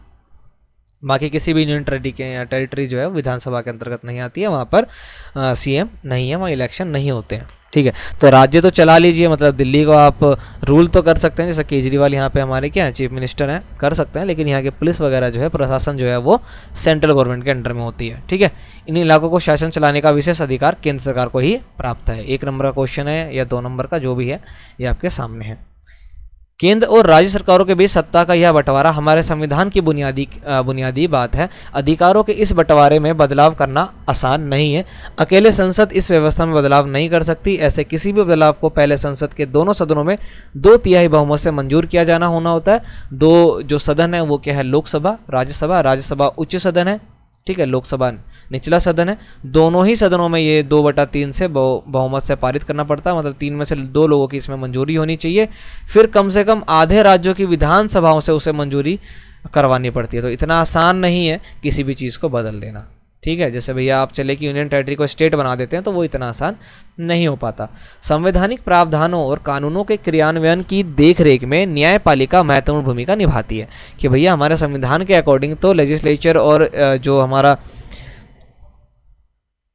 कार्यपालिका और विधायिका जो है वो तो काम कर रही हैं, लेकिन भैया ये किस प्रकार से काम कर रही हैं, ठीक कर रही है, नहीं कर रही है, देश में क्या चल रहा है, नहीं चल रहा है, इस पर पूरी नज़र किसकी होती है? न्यायपालिका की, ठीक है, जुडिशरी की। और ये स्वतंत्र होती है। शक्तियों के बंटवारे के संबंध में कोई विवाद होने की हालत में फैसला जो है वो उच्च न्यायालय या सर्वोच्च न्यायालय में ही होगा। भाई स्टेट में मामला कुछ है तो कहाँ सॉल्व होता है? हाई कोर्ट के अंदर। और हाई कोर्ट में भी ना हो पाए तो सुप्रीम कोर्ट के अंदर। और जो सुप्रीम कोर्ट बोलेगा, भाई जो सुप्रीम कोर्ट का जो भी वर्डिक्ट आएगा, जो भी फैसला होगा, वो सुप्रीम होता है, उसको ऊपर जो है कहते हैं ना, उंगली नहीं उठा सकते हैं। सिंपल सी बात है। सरकार चलाने और अपनी जिम्मेवारियों का निर्वाह करने के लिए जरूरी राजस्व की उगाही के संबंध में केंद्र और राज्य सरकारों को कर लगाने और संसाधन जमा करने के अधिकार प्राप्त हैं। भाई सरकार किस प्रकार से चलाई जाएगी और अपनी जिम्मेदारियों का निर्वाह करने के लिए आपको जिस प्रकार से भी आपको क्या लेना है, टैक्स लेना है, ठीक है। ये जो है केंद्र सरकार का पास अपना वो होता है कि भैया केंद्र सरकार कैसे लेगी, और स्टेट गवर्नमेंट के पास अपना होता है, ठीक है। जैसे हमारे यहाँ पर तो जीएसटी लगती है, तो सीजीएसटी और एसजीएसटी दोनों लगती है। सेंट्रल गवर्नमेंट के लिए सीजीएसटी लेके जाती है, स्टेट गवर्नमेंट एसजीएसटी लेती है, ठीक है। ये भी आपको मालूम होना चाहिए। तो ये जो चैप्टर था बड़ा ही मजेदार अभी तक यहाँ तक चला है, ठीक है। अब देखिए आगे क्या है, संघीय व्यवस्था जो है वो कैसे चलती है ये बोला गया है। यहाँ पर एक नीचे मैप भी दिया गया है, 1947 का भारत यहाँ पर देखने को मिलेगा आपको। 47 का भारत देखिए भाई क्या मजेदार है कि नहीं, देखिएगा और डिफरेंस बताइएगा कि अभी तभी के भारत में और अभी के भारत में क्या डिफरेंस है, ठीक है। देखिए संघीय व्यवस्था के कारगर कामकाज के लिए संवैधानिक प्रावधान जरूरी है, पर इतना ही पर्याप्त नहीं है। अगर भारत में संघीय शासन व्यवस्था कारगर हुई तो इसका कारण सिर्फ संवैधानिक प्रावधानों पर नहीं होना चाहिए। भारत में संघीय व्यवस्था की सफलता का मुख्य श्रेय यहाँ की लोकतांत्रिक राजनीति के चरित्र को देना होगा, ठीक है। लोकतांत्रिक राजनीतिक जो है हमारे यहाँ की, वो भारत की संघीय व्यवस्था को काफी अच्छे से सुचारू रूप से चला रही है। आगे पढ़ने से पहले एक बार हम क्या करेंगे, हम इस मैप को देखेंगे जो कि 1947 का हमारा भारत है। दुनिया का सबसे बेहतरीन देश है सर ये, कभी ध्यान से देखेंगे ना आपको तब पता चलेगा। इसको छोटा करते हैं थोड़ा सा, ये 1947 का हमारा भारत है, ठीक है। यहाँ पर आपको बताया गया है ये वाला जो एरिया है जहाँ पर ऐसे आपको ब्लॉक्स लगे दिखे मिलेंगे, ठीक है। तो ये पाकिस्तान है, संपूर्ण सिंध, बलूचिस्तान, उत्तर पश्चिम की सीमा वाला जो प्रांत हमारे पंजाब का उत्तर पश्चिम का सीमा पे जो हिस्सा होता है वो, और बंगाल के जो भाग है वो वाले। तो इस टाइम में ये वाला जो बंगाल का हिस्सा था ये भी तो पाकिस्तानी था ना, ये पूर्वी पाकिस्तान था और ये पश्चिमी पाकिस्तान था। 71 की लड़ाई में जो है ये अलग हो गया और ये बांग्लादेश बन गया, ठीक है। तो ये तब का हमारा जो है भारत है। बस इसको भी एक दिन ले लेना, कभी कभी तो मन करता है यार क्या करेंगे लेकर के, बिगड़ेल बच्चा है ये, इसको लेकर के साला आतंकवादी फैलाएगा ये। चलो बस हम अपना क्या करें, कश्मीर लेकर के आ जाएं वही बहुत है। तो ये हमारा देश है, इतने ज़्यादा जो है इसके टुकड़े कर दिए गए कि भैया चलिए कोई बात नहीं। चलिए आगे क्या लिखा था, आगे जो हमने पढ़ा था कि भाई भारत में संघीय व्यवस्था की सफलता का सबसे मुख्य श्रेय जो है यहाँ का लोकतांत्रिक राजनीति के चरित्र को देना होगा। जिस प्रकार से डेमोक्रेसी हमारे कंट्री के अंदर है ना, उसको देना होगा। कह रहे हैं इसी से संघवाद की भावना, विविधता का आदर और संघ साथ रहने की इच्छा का हमारे देश के साझा आदर्श के रूप में स्थापित होने सुनिश्चित हुआ था।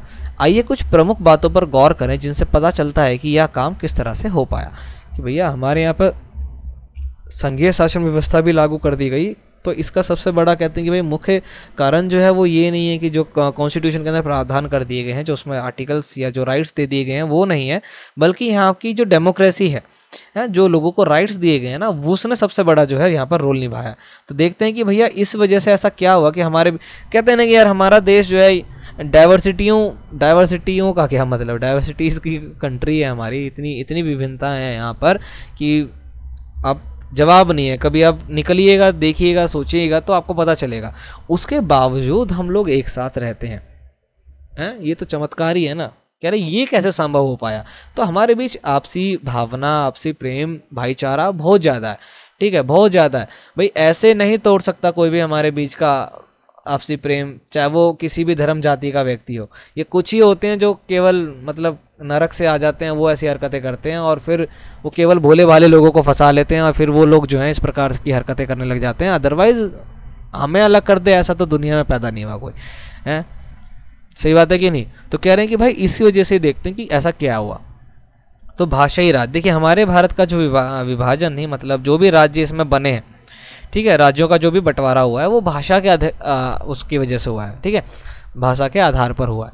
देखिए भाषा के आधार पर प्रांतों का गठन हमारे देश की लोकतांत्रिक राजनीति के लिए पहली और एक कठिन परीक्षा थी। सबसे पहले जो हुआ था वो हुआ था। तो भारत ने सन 1947 में लोकतंत्र की राह पर अपनी जीवन यात्रा शुरू करी। उस वक्त से लेकर 2019 तक अगर आप राजनीतिक मानचित्र देखें तो इस अवधि में आए बदलाव को देखकर एक बार की आप तो आश्चर्यचकित रह जाएंगे। उस वक्त का जो हमारा भारत था, जैसा कि मैं अगर ऊपर करता हूं जो यहाँ पर दिखाया गया है, यहाँ पर अगर आप ध्यान देंगे ना थोड़ा थोड़ा सा भी, तो देखिए कितने बड़े बड़े राज्य हैं। ये मध्य प्रदेश कितना बड़ा है? ये देखिए कितना बड़ा हिस्सा है। ये बिहार था, झारखंड अलग हो गया, उड़ीसा, ठीक है, मद्रास वाला एरिया है यहाँ पर, ये अलग हो गया, हैदराबाद से अभी तेलंगाना अलग हो गया है कितने बड़े बड़े ये एरिया हैं, राजपूताना वगैरह अभी राजस्थान हो गया है? ठीक है, ये वो मैप है 1947 वाला, आज़ादी वाला, और ये देखिए यहाँ पर ये अभी का मैप है। अब आपको दिख रहा है यहाँ पर कितना चेंज हुआ पड़ा है। ये पूरा ग्रीन वाला हिस्सा क्या था, आंध्र प्रदेश, इसमें से इतना हिस्सा तेलंगाना क्या हो गया, अलग हो गया है, हो गया कि नहीं हो गया। महाराष्ट्र गुजरात भी पहले एक थे, इसमें से गुजरात अलग हो गया है, बिहार झारखंड एक थे, झारखंड अलग हो गया है कि नहीं है। तो यहाँ पर आपको बोला भी है कि भैया आप इन मैप को देख करके पहचान भी बता सकते हैं, तो बड़ा ही इंटरेस्टिंग चीज़ है। अगर आप केवल इंटरेस्ट ना अंदर होता है, अंदर बस उसको जगाइए, फिर देखिए क्या मज़ा आता है यार, इन सब चीज़ों में तो मज़ा ही मज़ा है, पढ़ने में तो बहुत मज़ा है, चेक तो करिए कभी। ठीक है, आगे देखिए क्या बोला गया। अनेक पुराने प्रांत गायब हो गए, क्योंकि भैया आपको पता है विलीन हो गए थे, 500 से ऊपर रियासतें थी जो विलीन हो गई भारत के अंदर। ठीक है, तो अनेक पुराने प्रांत जो हैं वो गायब हो गए और कई नए प्रांत जो है वो बन गए। कई प्रांतों की सीमा, क्षेत्र और नाम जो है बदल दिए गए। भैया कोई भी नाम वाम अगर बदला जाता है ना तो राष्ट्रपति के सिग्नेचर के बाद ही होता है, ठीक है, लेकिन राष्ट्रपति सिग्नेचर कर देता है क्योंकि वो बाध्य होता है। नए राज्यों को बनाने के लिए 1950 के दशक में भारत के कई पुराने राज्यों की सीमाएं बदली गई।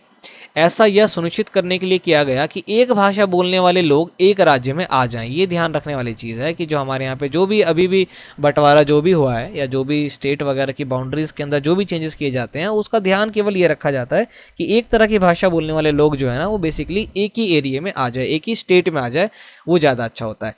इसके बाद कुछ अन्य राज्यों का गठन भाषा के आधार पर नहीं बल्कि संस्कृति, भूगोल अथवा जातीयताओं, जो उनकी एथनिसिटी है ना, इसकी विभिन्नताओं को रेखांकित करके और उन्हें आदर देने के लिए भी किया जाता है।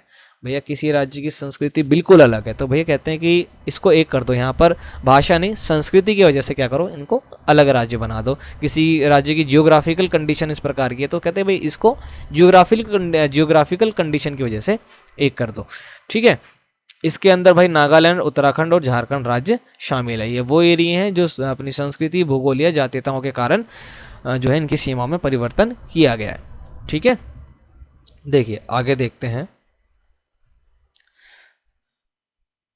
जब एक भाषा के आधार पर राज्यों के गठन की बात उठी तो कई राष्ट्रीय नेताओं को डर था कि इससे देश टूट ना जाए।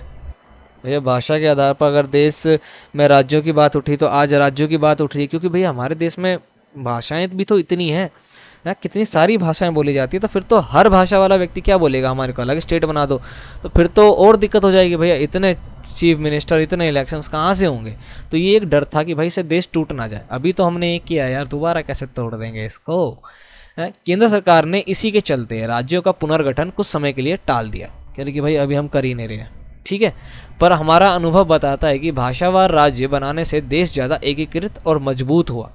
ठीक है, इससे प्रशासन भी पहले की अपेक्षा कहीं ज़्यादा सुविधाजनक हो गई है। भैया लोकल लैंग्वेज को थोड़ा ज़्यादा बढ़ावा भी दिया जाता है कि लोकल लैंग्वेज बोलने वाले लोग अगर एक साथ रहते हैं तो ज़्यादा जो है वो अच्छा फील करते हैं, या अच्छी चीज़ें उनके बीच में होती है। ठीक है, आगे देखते हैं भाषा नीति। भाषा नीति क्या है भाई, है ना, देखिए हमारे देश की ना कोई भी राष्ट्रीय भाषा नहीं है, ध्यान रखना। राज्य भाषा है हिंदी, हिंदी हमारे देश की राज्य भाषा है, ना कि राष्ट्रीय भाषा है। नेशनल लैंग्वेज हमारे देश की कोई भी नहीं है। ठीक है, ये ध्यान रखना। भारत के संघीय ढांचे की दूसरी परीक्षा भाषा नीति को लेकर के हुई थी कि भैया भाषा के लिए हम बेसिकली क्या नीतियां जो है अपनाएंगे। हमारे संविधान में किसी एक भाषा को राष्ट्रभाषा का दर्जा नहीं दिया गया। हिंदी को राजभाषा माना गया और हिंदी सिर्फ 40% लगभग भारतीयों की मातृभाषा है। ज़्यादा ही है ये, लेकिन फिर भी इसको राष्ट्रभाषा नहीं घोषित किया गया। इसलिए अन्य भाषाओं के संरक्षण के लिए अनेक दूसरे उपाय जो हैं वो किए गए। संविधान में हिंदी के अलावा 21 भाषाओं को अनुसूचित भाषा का दर्जा दिया गया। संविधान में ऑफिशियल लैंग्वेज हमारी कितनी है, 22। ठीक है, ये आप ध्यान रखेंगे। आगे देखिए,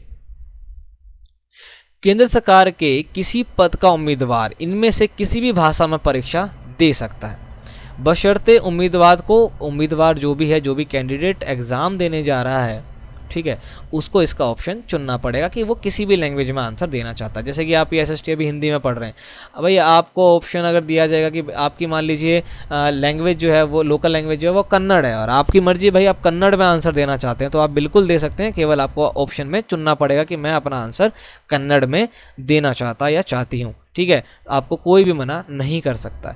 ठीक है, अब और देखिए क्या है, और क्या राजभाषा का और क्या है। राज्यों का अपना अधिकांश काम जो है उन्हीं की राजभाषा में ही होता है। भैया जिस राज्य की जो राजभाषा है उस राज्य का अधिकांश ज़्यादातर काम जो है उसी के अंदर किया जाता है। तो इससे फ़ायदा ही है, नुकसान नहीं है कि लोग अपनी लोकल लैंग्वेज के अंदर रहते हैं, अपने कल्चर से जुड़े रहते हैं तो ज़्यादा बेटर फील करते हैं और वो अच्छी बात भी है।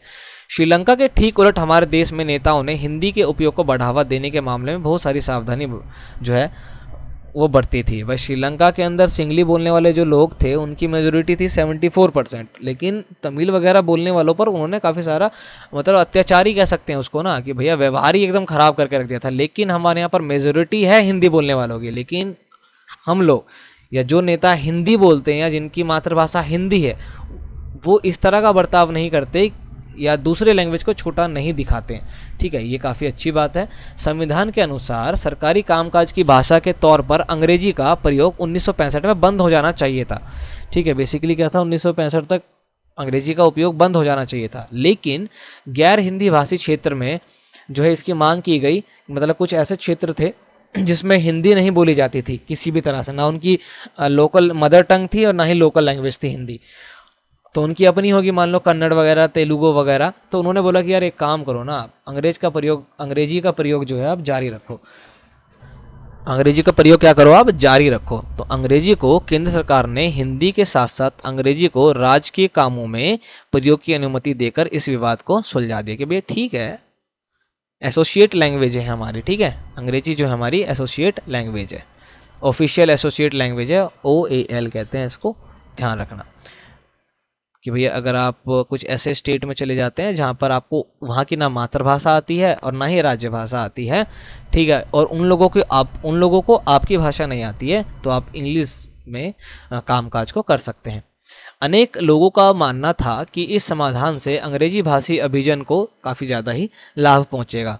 राजभाषा के रूप में हिंदी को बढ़ावा देने की भारत सरकार की नीति बनी हुई है, पर बढ़ावा देने का मतलब यह नहीं कि केंद्र सरकार उन राज्यों पर भी हिंदी को थोप सकती है, थोपा नहीं जा सकता है। ठीक है, किसी भी केंद्र सरकार जो है किसी भी राज्य सरकार के ऊपर या किसी भी राज्य के ऊपर हिंदी भाषा को यूज़ करने के लिए उसके ऊपर थोप नहीं सकती कि भैया आपको हिंदी यूज़ करनी ही पड़ेगी, ऐसा नहीं किया जा सकता।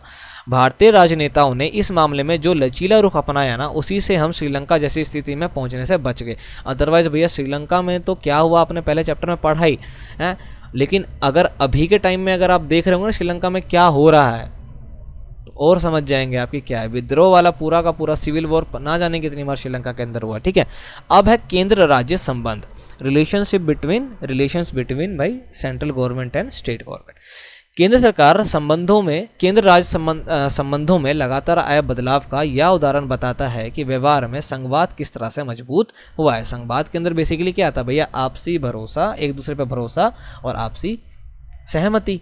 कह रहा भैया ये जो चीज़ है ये मजबूत हुआ है, पहले से अभी क्या हुआ है भाई, मजबूत हुआ है। सत्ता की साझेदारी की संवैधानिक व्यवस्था वास्तविकता में कैसे रूप लेगी, या ज़्यादातर जो बात है वो इस बात पर निर्भर करता है कि शासक दल और नेता किस तरह की व्यवस्था का अनुसरण करते हैं। ठीक है, इस बात पर डिपेंड करता है कि भैया शासन जो आप कर रहे हैं वो किस तरह का रुख अपनाएगा। काफ़ी समय तक हमारे यहाँ एक ही पार्टी का केंद्र और अधिकांश राज्यों में शासन रहा था, जो कि कांग्रेस थी, आपको पता है। इसका व्यवहारिक मतलब यह हुआ कि राज्य सरकारों ने स्वायत्त संघीय इकाई के रूप में अपने अधिकारियों का प्रयोग नहीं किया। जब केंद्र और राज्य सरकार में अलग अलग दलों की सरकारें रहीं, तो केंद्र सरकार ने राज्यों के अधिकारों की अनदेखी करने की कोशिश की थी कि भैया मान लीजिए केंद्र सरकार में, मैं यही लिख लेता हूँ भैया एक्स, ठीक है, एक्स पार्टी की गवर्नमेंट है और उस राज्य में वाई की है, तो कह रहे भैया इनकी डिमांडों को ना अनदेखा कर दिया जाए ताकि यहाँ डेवलपमेंट कम हो और अगले इलेक्शन में क्या हो, यहाँ पर भी एक्स पार्टी की सरकार बन जाए। भाई ये चलता है, ये सब तो होता रहता है, डेमोक्रेसी का यही मजा है जो हमारे देश में लिया भी जाता है। और यहीं पे मान लीजिए कि एक्स पार्टी की सरकार है तो भैया इसको फुल सपोर्ट एकदम के चकाचक चले ताकि अगली बार भी जीते। ये तो होता ही है, तो आपको पता है, इसी को तो पॉलिटिक्स भी बोलते हैं, है कि नहीं है। तो अनदेखी भी होती है। उन दिनों केंद्र सरकार अक्सर संवैधानिक प्रावधानों का दुरुपयोग करके विपक्षी दलों की राज्य सरकारों को भंग कर देती थी। यह संघवाद की भावना के प्रतिकूल काम था। ठीक है भाई, 1990 के दशक के बाद काफी स्थिति जो है काफी बदल गई। इस अवधि में देश के अनेक राज्यों में क्षेत्रीय दलों का उदय हो गया। हाँ भाई, लोकल पार्टीज भी आने स्टार्ट हो गई अपने अपने क्षेत्र से, है कि नहीं।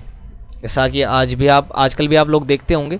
ठीक है, यही दौर केंद्र में गठबंधन सरकार की शुरुआत भी हुई। अब गठबंधन सरकार बेसिकली क्या होती है, जब दो पार्टी आपस में मिलकर के बहुमत प्राप्त कर लेती है, ठीक है, और गवर्नमेंट बना लेती है, उसको गठबंधन की सरकार कहते हैं। ठीक है, चलती भी है नहीं भी चलती है, वो तो जैसा भी है वो देखा आपने। क्योंकि किसी एक दल को लोकसभा में स्पष्ट बहुमत नहीं मिलता, इसलिए प्रमुख राष्ट्रीय पार्टी जो है क्षेत्रीय दलों के समेत अनेक पार्टियों से अपना क्या कर लेती है, मेल मिलाप करके यानी गठबंधन बना लेती है और गठबंधन की सरकार जो है वो बना लेती है। ठीक है, कुछ नहीं करना होता भाई, लोकसभा के अंदर जो है बहुमत लाना होता है, बहुमत ले आओ, सरकार बनाओ। यहाँ देखो बता रखा है, गठबंधन सरकार एक से ज्यादा राजनीतिक पार्टियों द्वारा साथ मिलकर कर बनाई गई सरकार को गठबंधन सरकार कहते हैं। आमतौर पर गठबंधन में शामिल दल एक राजनीतिक गठजोड़ करते हैं और एक साझा कार्यक्रम जो है वो स्वीकार करते हैं कि भैया हम जो है इस प्रकार से कार्य करेंगे। ठीक है, ठीक है सर। इसमें सत्ता में साझेदारी और राज्य सरकारों की स्वायत्तता का आदर करने की नई संस्कृति जो है वो पनपी। इस प्रवृत्ति को सुप्रीम कोर्ट के एक बड़े फैसले से भी बल मिला। इस फैसले के कारण राज्य सरकार को मनमाने ढंग से भंग करना केंद्र सरकार के लिए मुश्किल हो गया था। कि भैया मान लीजिए किसी राज्य के अंदर जो है गठबंधन की सरकार है, यानी दो अलग अलग पार्टियों ने मिलकर के गवर्नमेंट बना ली और केंद्र सरकार में एक अलग पार्टी की सरकार है, तो केंद्र सरकार भंग कर देती थी पहले कि भैया ना ना ना दोबारा वोट होगा, तुम में से बहुमत किसी को नहीं है, एक साथ मिलकर नहीं बना सकते। लेकिन सुप्रीम कोर्ट का जो वर्डिक्ट आया तो उसके बाद भैया अब केंद्र सरकार के लिए मुश्किल हो गया। क्यों यार, गठबंधन की सरकार है तो अब बनेगी, अब क्या दिक्कत है, हम तो चलाएंगे एक साथ मिलकर के, तुम कर लो जो करना है। भाई सरकारी तो चाहिए, बना ली हमने, जब टूटेगी तब देखी जाएगी। कह रहे केंद्र सरकार के लिए जो है काफी ज्यादा मुश्किल हो गया था। इस प्रकार आज संघीय व्यवस्था के तहत सत्ता की साझेदारी संविधान लागू होने के तत्काल बाद वाले दौर की तुलना में ज्यादा प्रभावी है। यानी कि ये जो संघीय शासन प्रणाली है ये तो स्टार्टिंग से है, लेकिन जब हमारा देश आजाद हुआ था वो वाला टाइम पीरियड और अभी के टाइम पीरियड में जो है ये काफी ज्यादा प्रभावशाली है, काफी ज्यादा एफिशिएंट है। ठीक है, यहाँ पे कुछ यहाँ दिखा राज्यों की शक्ति जो है अलग अलग लोगों को क्या करा जा रहा है, बांटा जा रहा है। ठीक है, अब यहाँ गठबंधन की सरकार में आप यहाँ पे फोटो देख रहे होंगे कि अलग अलग पार्टी के लोग हैं, उनके ऊपर जैसे यहाँ पे लोगो देख रहे होंगे आप, यहाँ साइकिल बना हुआ है, कहीं फूल है कहीं पत्ते हैं, तो अलग अलग पार्टी के लोग बैठे हुए हैं। उनमें से सीएम तो कोई एक ही बनेगा, तो वो इन्हीं पार्टी में से कोई एक व्यक्ति हो सकता है कि नहीं। तो उसमें भी थोड़ी सी दिक्कत होती है। यहाँ पर देखते हैं, अब भारत में भाषाई विविधता यहाँ पर थोड़ा सा आगे दे रखा है। उसमें ये है कि 22 भाषाएं जो है हमारे संविधान के 8वीं सूची में लिखी गई है, ये आपको पता होनी चाहिए। इसको अनुसूचित भाषाएं कहते हैं। ठीक है, संविधान के किस सूची के अंदर, किस अनुसूची के अंदर, किस शेड्यूल के अंदर जो है लैंग्वेजेस के बारे में लिखा गया है या ऑफिशियल लैंग्वेज जो है वो दर्ज किए गए हैं, तो वो 8वीं अनुसूची है। 22 हमारी ऑफिशियल लैंग्वेज है जिनके नाम यहाँ पर दिए गए हैं। असमिया, बंगला, बोडो, डोगरी, गुजराती, हिंदी, कन्नड़, कश्मीरी, कोंकणी, मैथिली, मलयालम, मणिपुरी, मराठी, नेपाली, ओडिया, पंजाबी, संस्कृति, संथाली, सिंधी, तमिल, तेलुगु और उर्दू। ठीक है, ये 22 भाषाएं हैं जो कि हमारे देश के हमारे संविधान की 8वीं अनुसूची में दर्ज है। ठीक है, आगे जो है और भी कुछ बातें यहाँ पर बताई गई हैं। राज्य पुनर्गठन आयोग, ठीक है, इन्होंने किस प्रकार से बताया था कि भैया पुनर्गठन किस प्रकार से करना चाहिए नहीं करना चाहिए। ठीक है, ये कुछ बातें हैं यहाँ पर, आप इसको देख सकते हैं। अब भारत में विकेंद्रीकरण की यहाँ पर बात हो रही है, इसको भी हम देख लेते हैं। ठीक है, भारत में विकेंद्रीकरण, अभी हमने पढ़ा कि संघीय सरकारें 2 या 2 से अधिक स्तर वाली होती हैं। हमने अपने देश में 2 स्तर वाली सरकार की चर्चा की है, पर भारत जैसे विशाल देश में सिर्फ 2 स्तर की शासन व्यवस्था से ही बढ़िया शासन नहीं चल सकता। भारत के प्रांत यूरोप के स्वतंत्र देशों से भी बड़े हैं, अब अंदाजा लगा लीजिए आप। यूरोप का जो देश है ना, अब तो आपको पता होगा भाई, बेल्जियम जो पूरा देश है हमारे हरियाणा से भी छोटा है कि नहीं? कह रहे वो उससे भी बड़े हैं। तो जनसंख्या के हिसाब से उत्तर प्रदेश जो है वो रूस से बड़ा है। अब हमारे उत्तर प्रदेश में कम से कम 20-21 करोड़ लोग रहते हैं।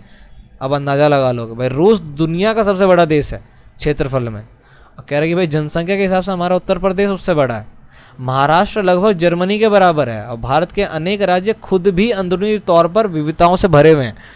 जो राज्य हैं, जैसे अगर आप महाराष्ट्र उठा लेते हैं, अगर आप बिहार ले लेते हैं, कोई भी एक स्टेट है, कह रहे भैया अलग अलग स्टेटों में तो डाइवर्सिटी आपको देखने को मिलेगी, कुछ ऐसे भी स्टेट है जिनके अंदर भी डाइवर्सिटी है। इस प्रकार इन राज्यों में भी सत्ता को बांटना जो है काफी जरूरी है।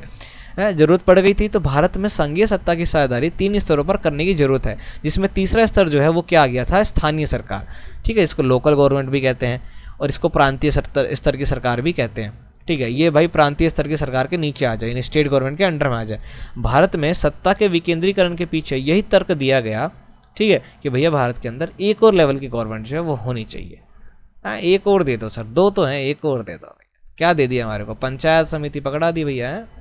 अच्छी बात है, अपने अपने प्रांत में अपने अपने गाँव के कल्चर्स को बढ़ाने के लिए जो है आपको दे दिएगा। शहरों के अंदर म्युनिसिपल कॉरपोरेशन, नगर पालिका वगैरह दे दी गई है कि नहीं? देखिए, जब केंद्र और राज्य सरकार में शक्तियां को लेकर के जब केंद्र सरकार और राज्य सरकार से शक्तियों को लेकर के स्थानीय सरकारों को दी जाती हैं तो इसे सत्ता का विकेंद्रीकरण कहते हैं।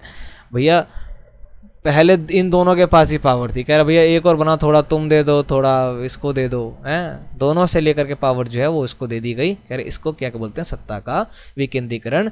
तो विकेंद्रीकरण के पीछे बुनियादी सोच ये है कि अनेक मुद्दों और समस्याओं का निपटारा स्थानीय स्तर पर ही बढ़िया ढंग से हो सकता है। लोगों को अपने इलाकों की समस्याओं की बेहतर समझ होती है, लोगों को इस बात की भी अच्छी जानकारी होती है कि पैसा कहाँ खर्च किया जाए और किस चीज़ों पर अधिक जो है कुशलता से वो उसका उपयोग कर सकते हैं।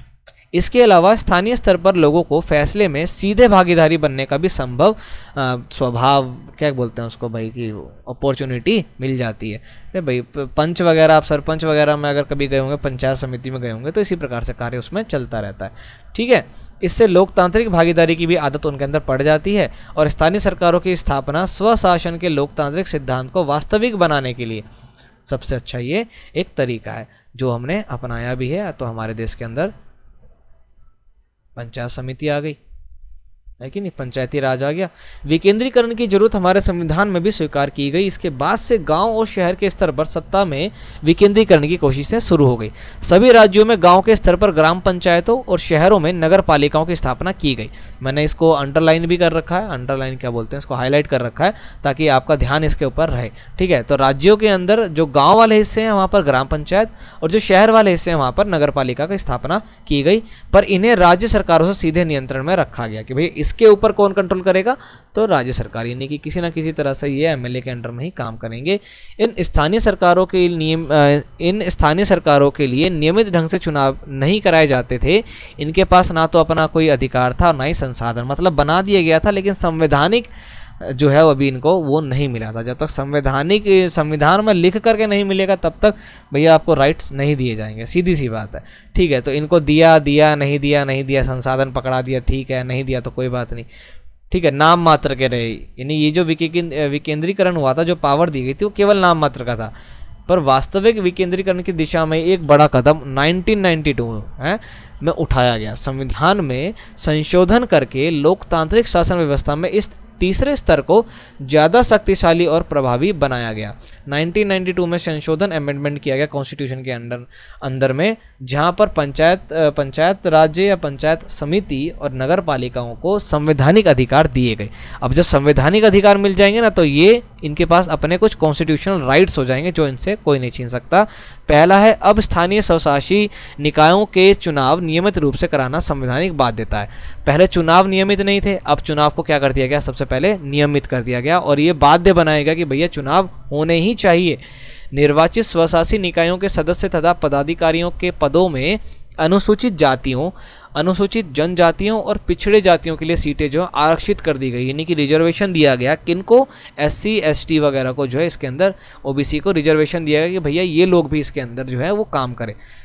मान लीजिए जनरल, मैं ना केवल नाम लिख रहा हूँ, कोई कैटेगरी वो नहीं कर रहा, बस समझने के लिए समझिए कि भाई मान लीजिए जैसे होता है ना गांव में कि एक व्यक्ति अगर मान लीजिए उसका हेड बन गया तो वो अपने जैसे लोगों की जो है वो करता है, फेवर करता है, बाकियों को वो फेवर नहीं करता। तो ऐसा ना हो इसके लिए क्या करा गया, हर जाति के लोगों को जो इसमें सीट आरक्षित कर दी गई। कम से कम 1/3 पद पर जो है महिलाएं आरक्षित की जाएंगी, यानी कि 3 सदस्य टोटल है तो उसमें से एक कम से कम क्या होनी चाहिए, महिला होनी चाहिए। हर राज्य में पंचायत और नगर पालिका चुनाव कराने के लिए राज्य चुनाव आयोग नामक स्वतंत्र संस्था का गठन किया गया। राज्य सरकारों को अपने राजस्व और अधिकारों का कुछ हिस्सा इन स्थानीय स्वशासी निकायों को देना पड़ता था। भाई स्टेट गवर्नमेंट जो भी टैक्स वगैरह कलेक्ट करती है उसका कुछ हिस्सा जो है ये वो इनको देना पड़ता था, उन स्टेट गवर्नमेंट को, जैसे पंचायत को या नगर पालिका को। सत्ता में भागीदारी की प्रगति जो है हर राज्य में अलग अलग बनाई गई थी इन लोगों के लिए। आगे है, गांव के स्तर पर मौजूद स्थानीय शासन व्यवस्था को पंचायती राज के नाम से जाना जाता है, जो कि मैं चीख चीख करके 5-7 बार बता चुका हूं। ठीक है, प्रत्येक गांव में और कुछ राज्यों या ग्राम समूह में एक ग्राम पंचायत होती है या एक तरह की परिषद है जिसमें कई सदस्य और एक अध्यक्ष होता है। सदस्य वार्डों से चुने जाते हैं और उन्हें सामान्यतः पंच कहा जाता है। भाई 5 व्यक्ति होते हैं ना पंच, और इनका जो वो होता है प्रधान, उसको क्या बोलते हैं, सरपंच। ठीक है, इनका चुनाव गांव अथवा वार्ड में रहने वाले सभी वयस्क लोग, वयस्क बोले तो 18 या 18 साल से ऊपर के जो लोग हैं वो मतदान के जरिए करते हैं, वोट होती है, वोटिंग होती है इनकी। ठीक है, यह पूरे पंचायत के लिए फैसला लेने वाली संस्था है। कौन, पंचायती राज। ठीक है, इसको ग्राम पंचायत बोलते हैं। पंचायतों का कामकाज और ग्राम सभा की देखरेख में चलता है। पंचायतों का जो कामकाज है वो किसके अंडर में आ जाएगा, ग्राम सभा के। ठीक है, अब गांव के सभी मतदाता इसके सदस्य होते हैं। इसे ग्राम पंचायत का बजट पास करने और इसके कामकाज की समीक्षा के लिए जो है साल में कम से कम 2 या 3 बार जो है इसके अंदर बैठक करनी ही होती है। ठीक है, मैंने हाईलाइट कर दिया है ताकि आपको ध्यान रहे। ठीक है, स्थानीय शासन का ढांचा जिला स्तर तक का होता है। स्थानीय शासन का जो ढांचा होता है वो केवल एक डिस्ट्रिक्ट लेवल तक होता है। कई ग्राम पंचायतों को मिलाकर पंचायत समिति का गठन होता है। जब बहुत सारे ग्राम पंचायत मिल जाते हैं तो क्या बन जाता है, पंचायत समिति। इसे मंडल या प्रखंड स्तरीय पंचायत भी कहते हैं। ये उसके ऊपर का हो गया। इसके सदस्य का चुनाव जो है वो इसी ग्राम पंचायत वाले एरिया से होगा। ठीक है, जो सभी इसके पंचायत सदस्य हैं वही इनको चुनते हैं।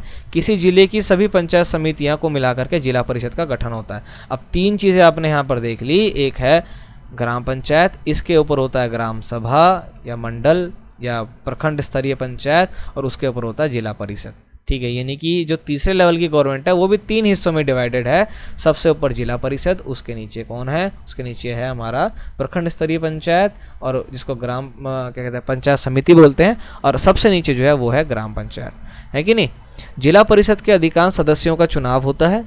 ठीक है, और जिला परिषद में उस जिले के लोकसभा और विधानसभा के लिए जो है चुने गए सांसद और विधायक तथा जिला स्तर पर कुछ संस्थाओं के कुछ अधिकारी भी जो है इसी के सदस्य के रूप में कार्य भी करते हैं, ताकि कार्य जो है सुचारू रूप से हो और सरकार की निगाहें जो इन पर बनी रहे। जिला परिषद का प्रमुख इस परिषद का राजनीतिक प्रधान होता है। ये आपको ध्यान रखना है, हाईलाइट मैंने कर रखा है। ठीक है, इस प्रकार स्थानीय शासन वाली संस्थाएं शहरों में भी काम करती है। शहरों में इसका नाम जो है वो नगर पालिका होता है। गांव में क्या होता है भाई, पंचायत, और यहाँ पर होता है नगर पालिका।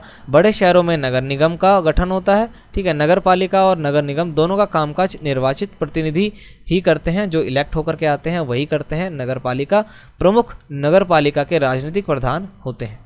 ठीक है, नगर निगम के ऐसे पदाधिकारियों को क्या बोलते हैं, मेयर बोलते हैं।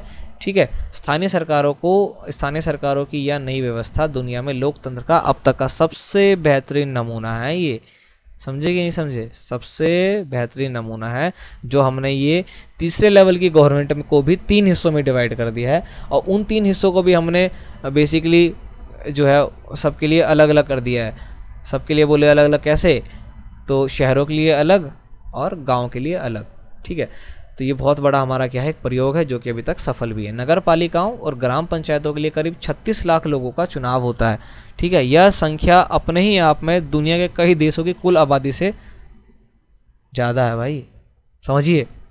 36 लाख लोग नगर पालिका और ग्राम पंचायत में चुनाव के लिए आते हैं, उनका चुनाव किया जाता है। सोचिए भैया सब, कई तो ऐसे देश हैं जिनमें इतने लोग भी नहीं है कि नहीं। स्थानीय सरकारों को संवैधानिक दर्जा दिए जाने के लिए हमारे यहाँ लोकतंत्र की जड़ें और मजबूत हो चुकी हैं। अगर स्थानीय सरकारों को भाई आप संवैधानिक दर्जा देते हैं, उनकी भी अगर आप जो है कॉन्स्टिट्यूशन के अंदर उनको राइट्स मिल जाते हैं, तो डेफिनेटली जो है हमारा लोकतंत्र जो है वही मजबूत होगा। इसने महिलाओं का प्रतिनिधित्व बढ़ाने के साथ साथ ही हमारे लोकतंत्र में उनकी आवाज़ को मजबूत किया है। बहरहाल इन सब के बावजूद अभी भी अनेक परेशानियां जो है हमारे देश के अंदर कायम है। पंचायतों के चुनाव तो नियमित रूप से होते हैं और लोग बड़े उत्साह से इनमें हिस्सा भी लेते हैं, लेकिन ग्राम सभाओं की बैठकें नियमित रूप से अभी भी नहीं होती हैं। अधिकांश राज्यों ने स्थानीय सरकारों को पर्याप्त अधिकार अभी तक दिए ही नहीं है। इस प्रकार हम स्वशासन की आदर्श स्थिति से अभी भी काफ़ी दूर है, बट हम धीरे धीरे जो है इस पर पहुंच जाएंगे। जैसे जैसे पढ़ते रहेंगे, जब पढ़े लिखे लोग बैठेंगे ना कमेटी के अंदर, तब जो मज़ा आएगा ना भाई साहब, वो मज़ा कभी ना आया था ना कभी आएगा। बस इसीलिए पढ़ाई लिखाई ज़रूरी है। और पता नहीं भाई तुम लोगों को कैसे नहीं करना होता। तो ये चैप्टर जो था हमारा संघवाद, वो यहाँ पर कंप्लीट होता है ना। हमने बुक से पढ़ा, बुक को समझने की कोशिश की है यहाँ पर। उम्मीद और आशा मैं करता हूँ कि डेफिनेटली आपको समझने में आसानी हुई होगी, या जो भी मैंने मेहनत की या जो भी मैंने कोशिश की वो शायद सफल हो जाए। अगर आप लाइक, शेयर, कमेंट और चैनल को सब्सक्राइब करते हैं, बेल आइकन को ऑन करते हैं तो ठीक है, तो ज़रूर करिएगा। देखिए, नोट से पढ़ना एक अलग तरीका होता है, किताब से पढ़ना एक अलग तरीका होता है। तो नोट से पढ़ना है तो उसकी भी वीडियोस आपको मिल जाएगी, आप चेक करिएगा। और किताब से पढ़ तो हम रहे ही हैं, क्योंकि किताबें हमारे को दी गई हैं, नोट्स भी तो इसी से ही बनाए जाते हैं। अगर एक बार किताब दिमाग में सेट होगी तो नोट्स की तो ज़रूरत आपको पड़ेगी भी नहीं। बट फिर भी आप अब हमारे टेलीग्राम चैनल को भी ज्वाइन कर सकते हैं। आपको नोट्स वगैरह, पीडीएफ्स वगैरह वहाँ पर ईजिली प्रोवाइड हो जाता है, कोई चार्जेस आपसे नहीं लिए जाते हैं। टेलीग्राम चैनल का नाम भी क्या है, स्टडी ब्लॉग एजुकेशन। वहाँ पर जाइए, ज्वाइन कर लीजिए, तो वहाँ पर भी आपको सभी चीज़ें, मटेरियल्स वगैरह इजीली प्रोवाइड कर दी जाएंगी। चलिए, तो ये चैप्टर काफ़ी बड़ा था, या उसको हमने बड़ा बना दिया। बेसिकली आप टाइम को नहीं देखेंगे, समझने को देखेंगे तो ज़्यादा बेटर होगा। तो 2 चैप्टर हमने इसमें कंप्लीट कर लिए अब तक में। पहला जरूर देखिएगा, आगे भी चैप्टर कंप्लीट कर रखे हैं, उसको देखिएगा ज़रूर। हम आपसे मिलेंगे नेक्स्ट वीडियो में, तब तक के लिए सब्सक्राइब करिएगा ज़रूर। जय हिंद।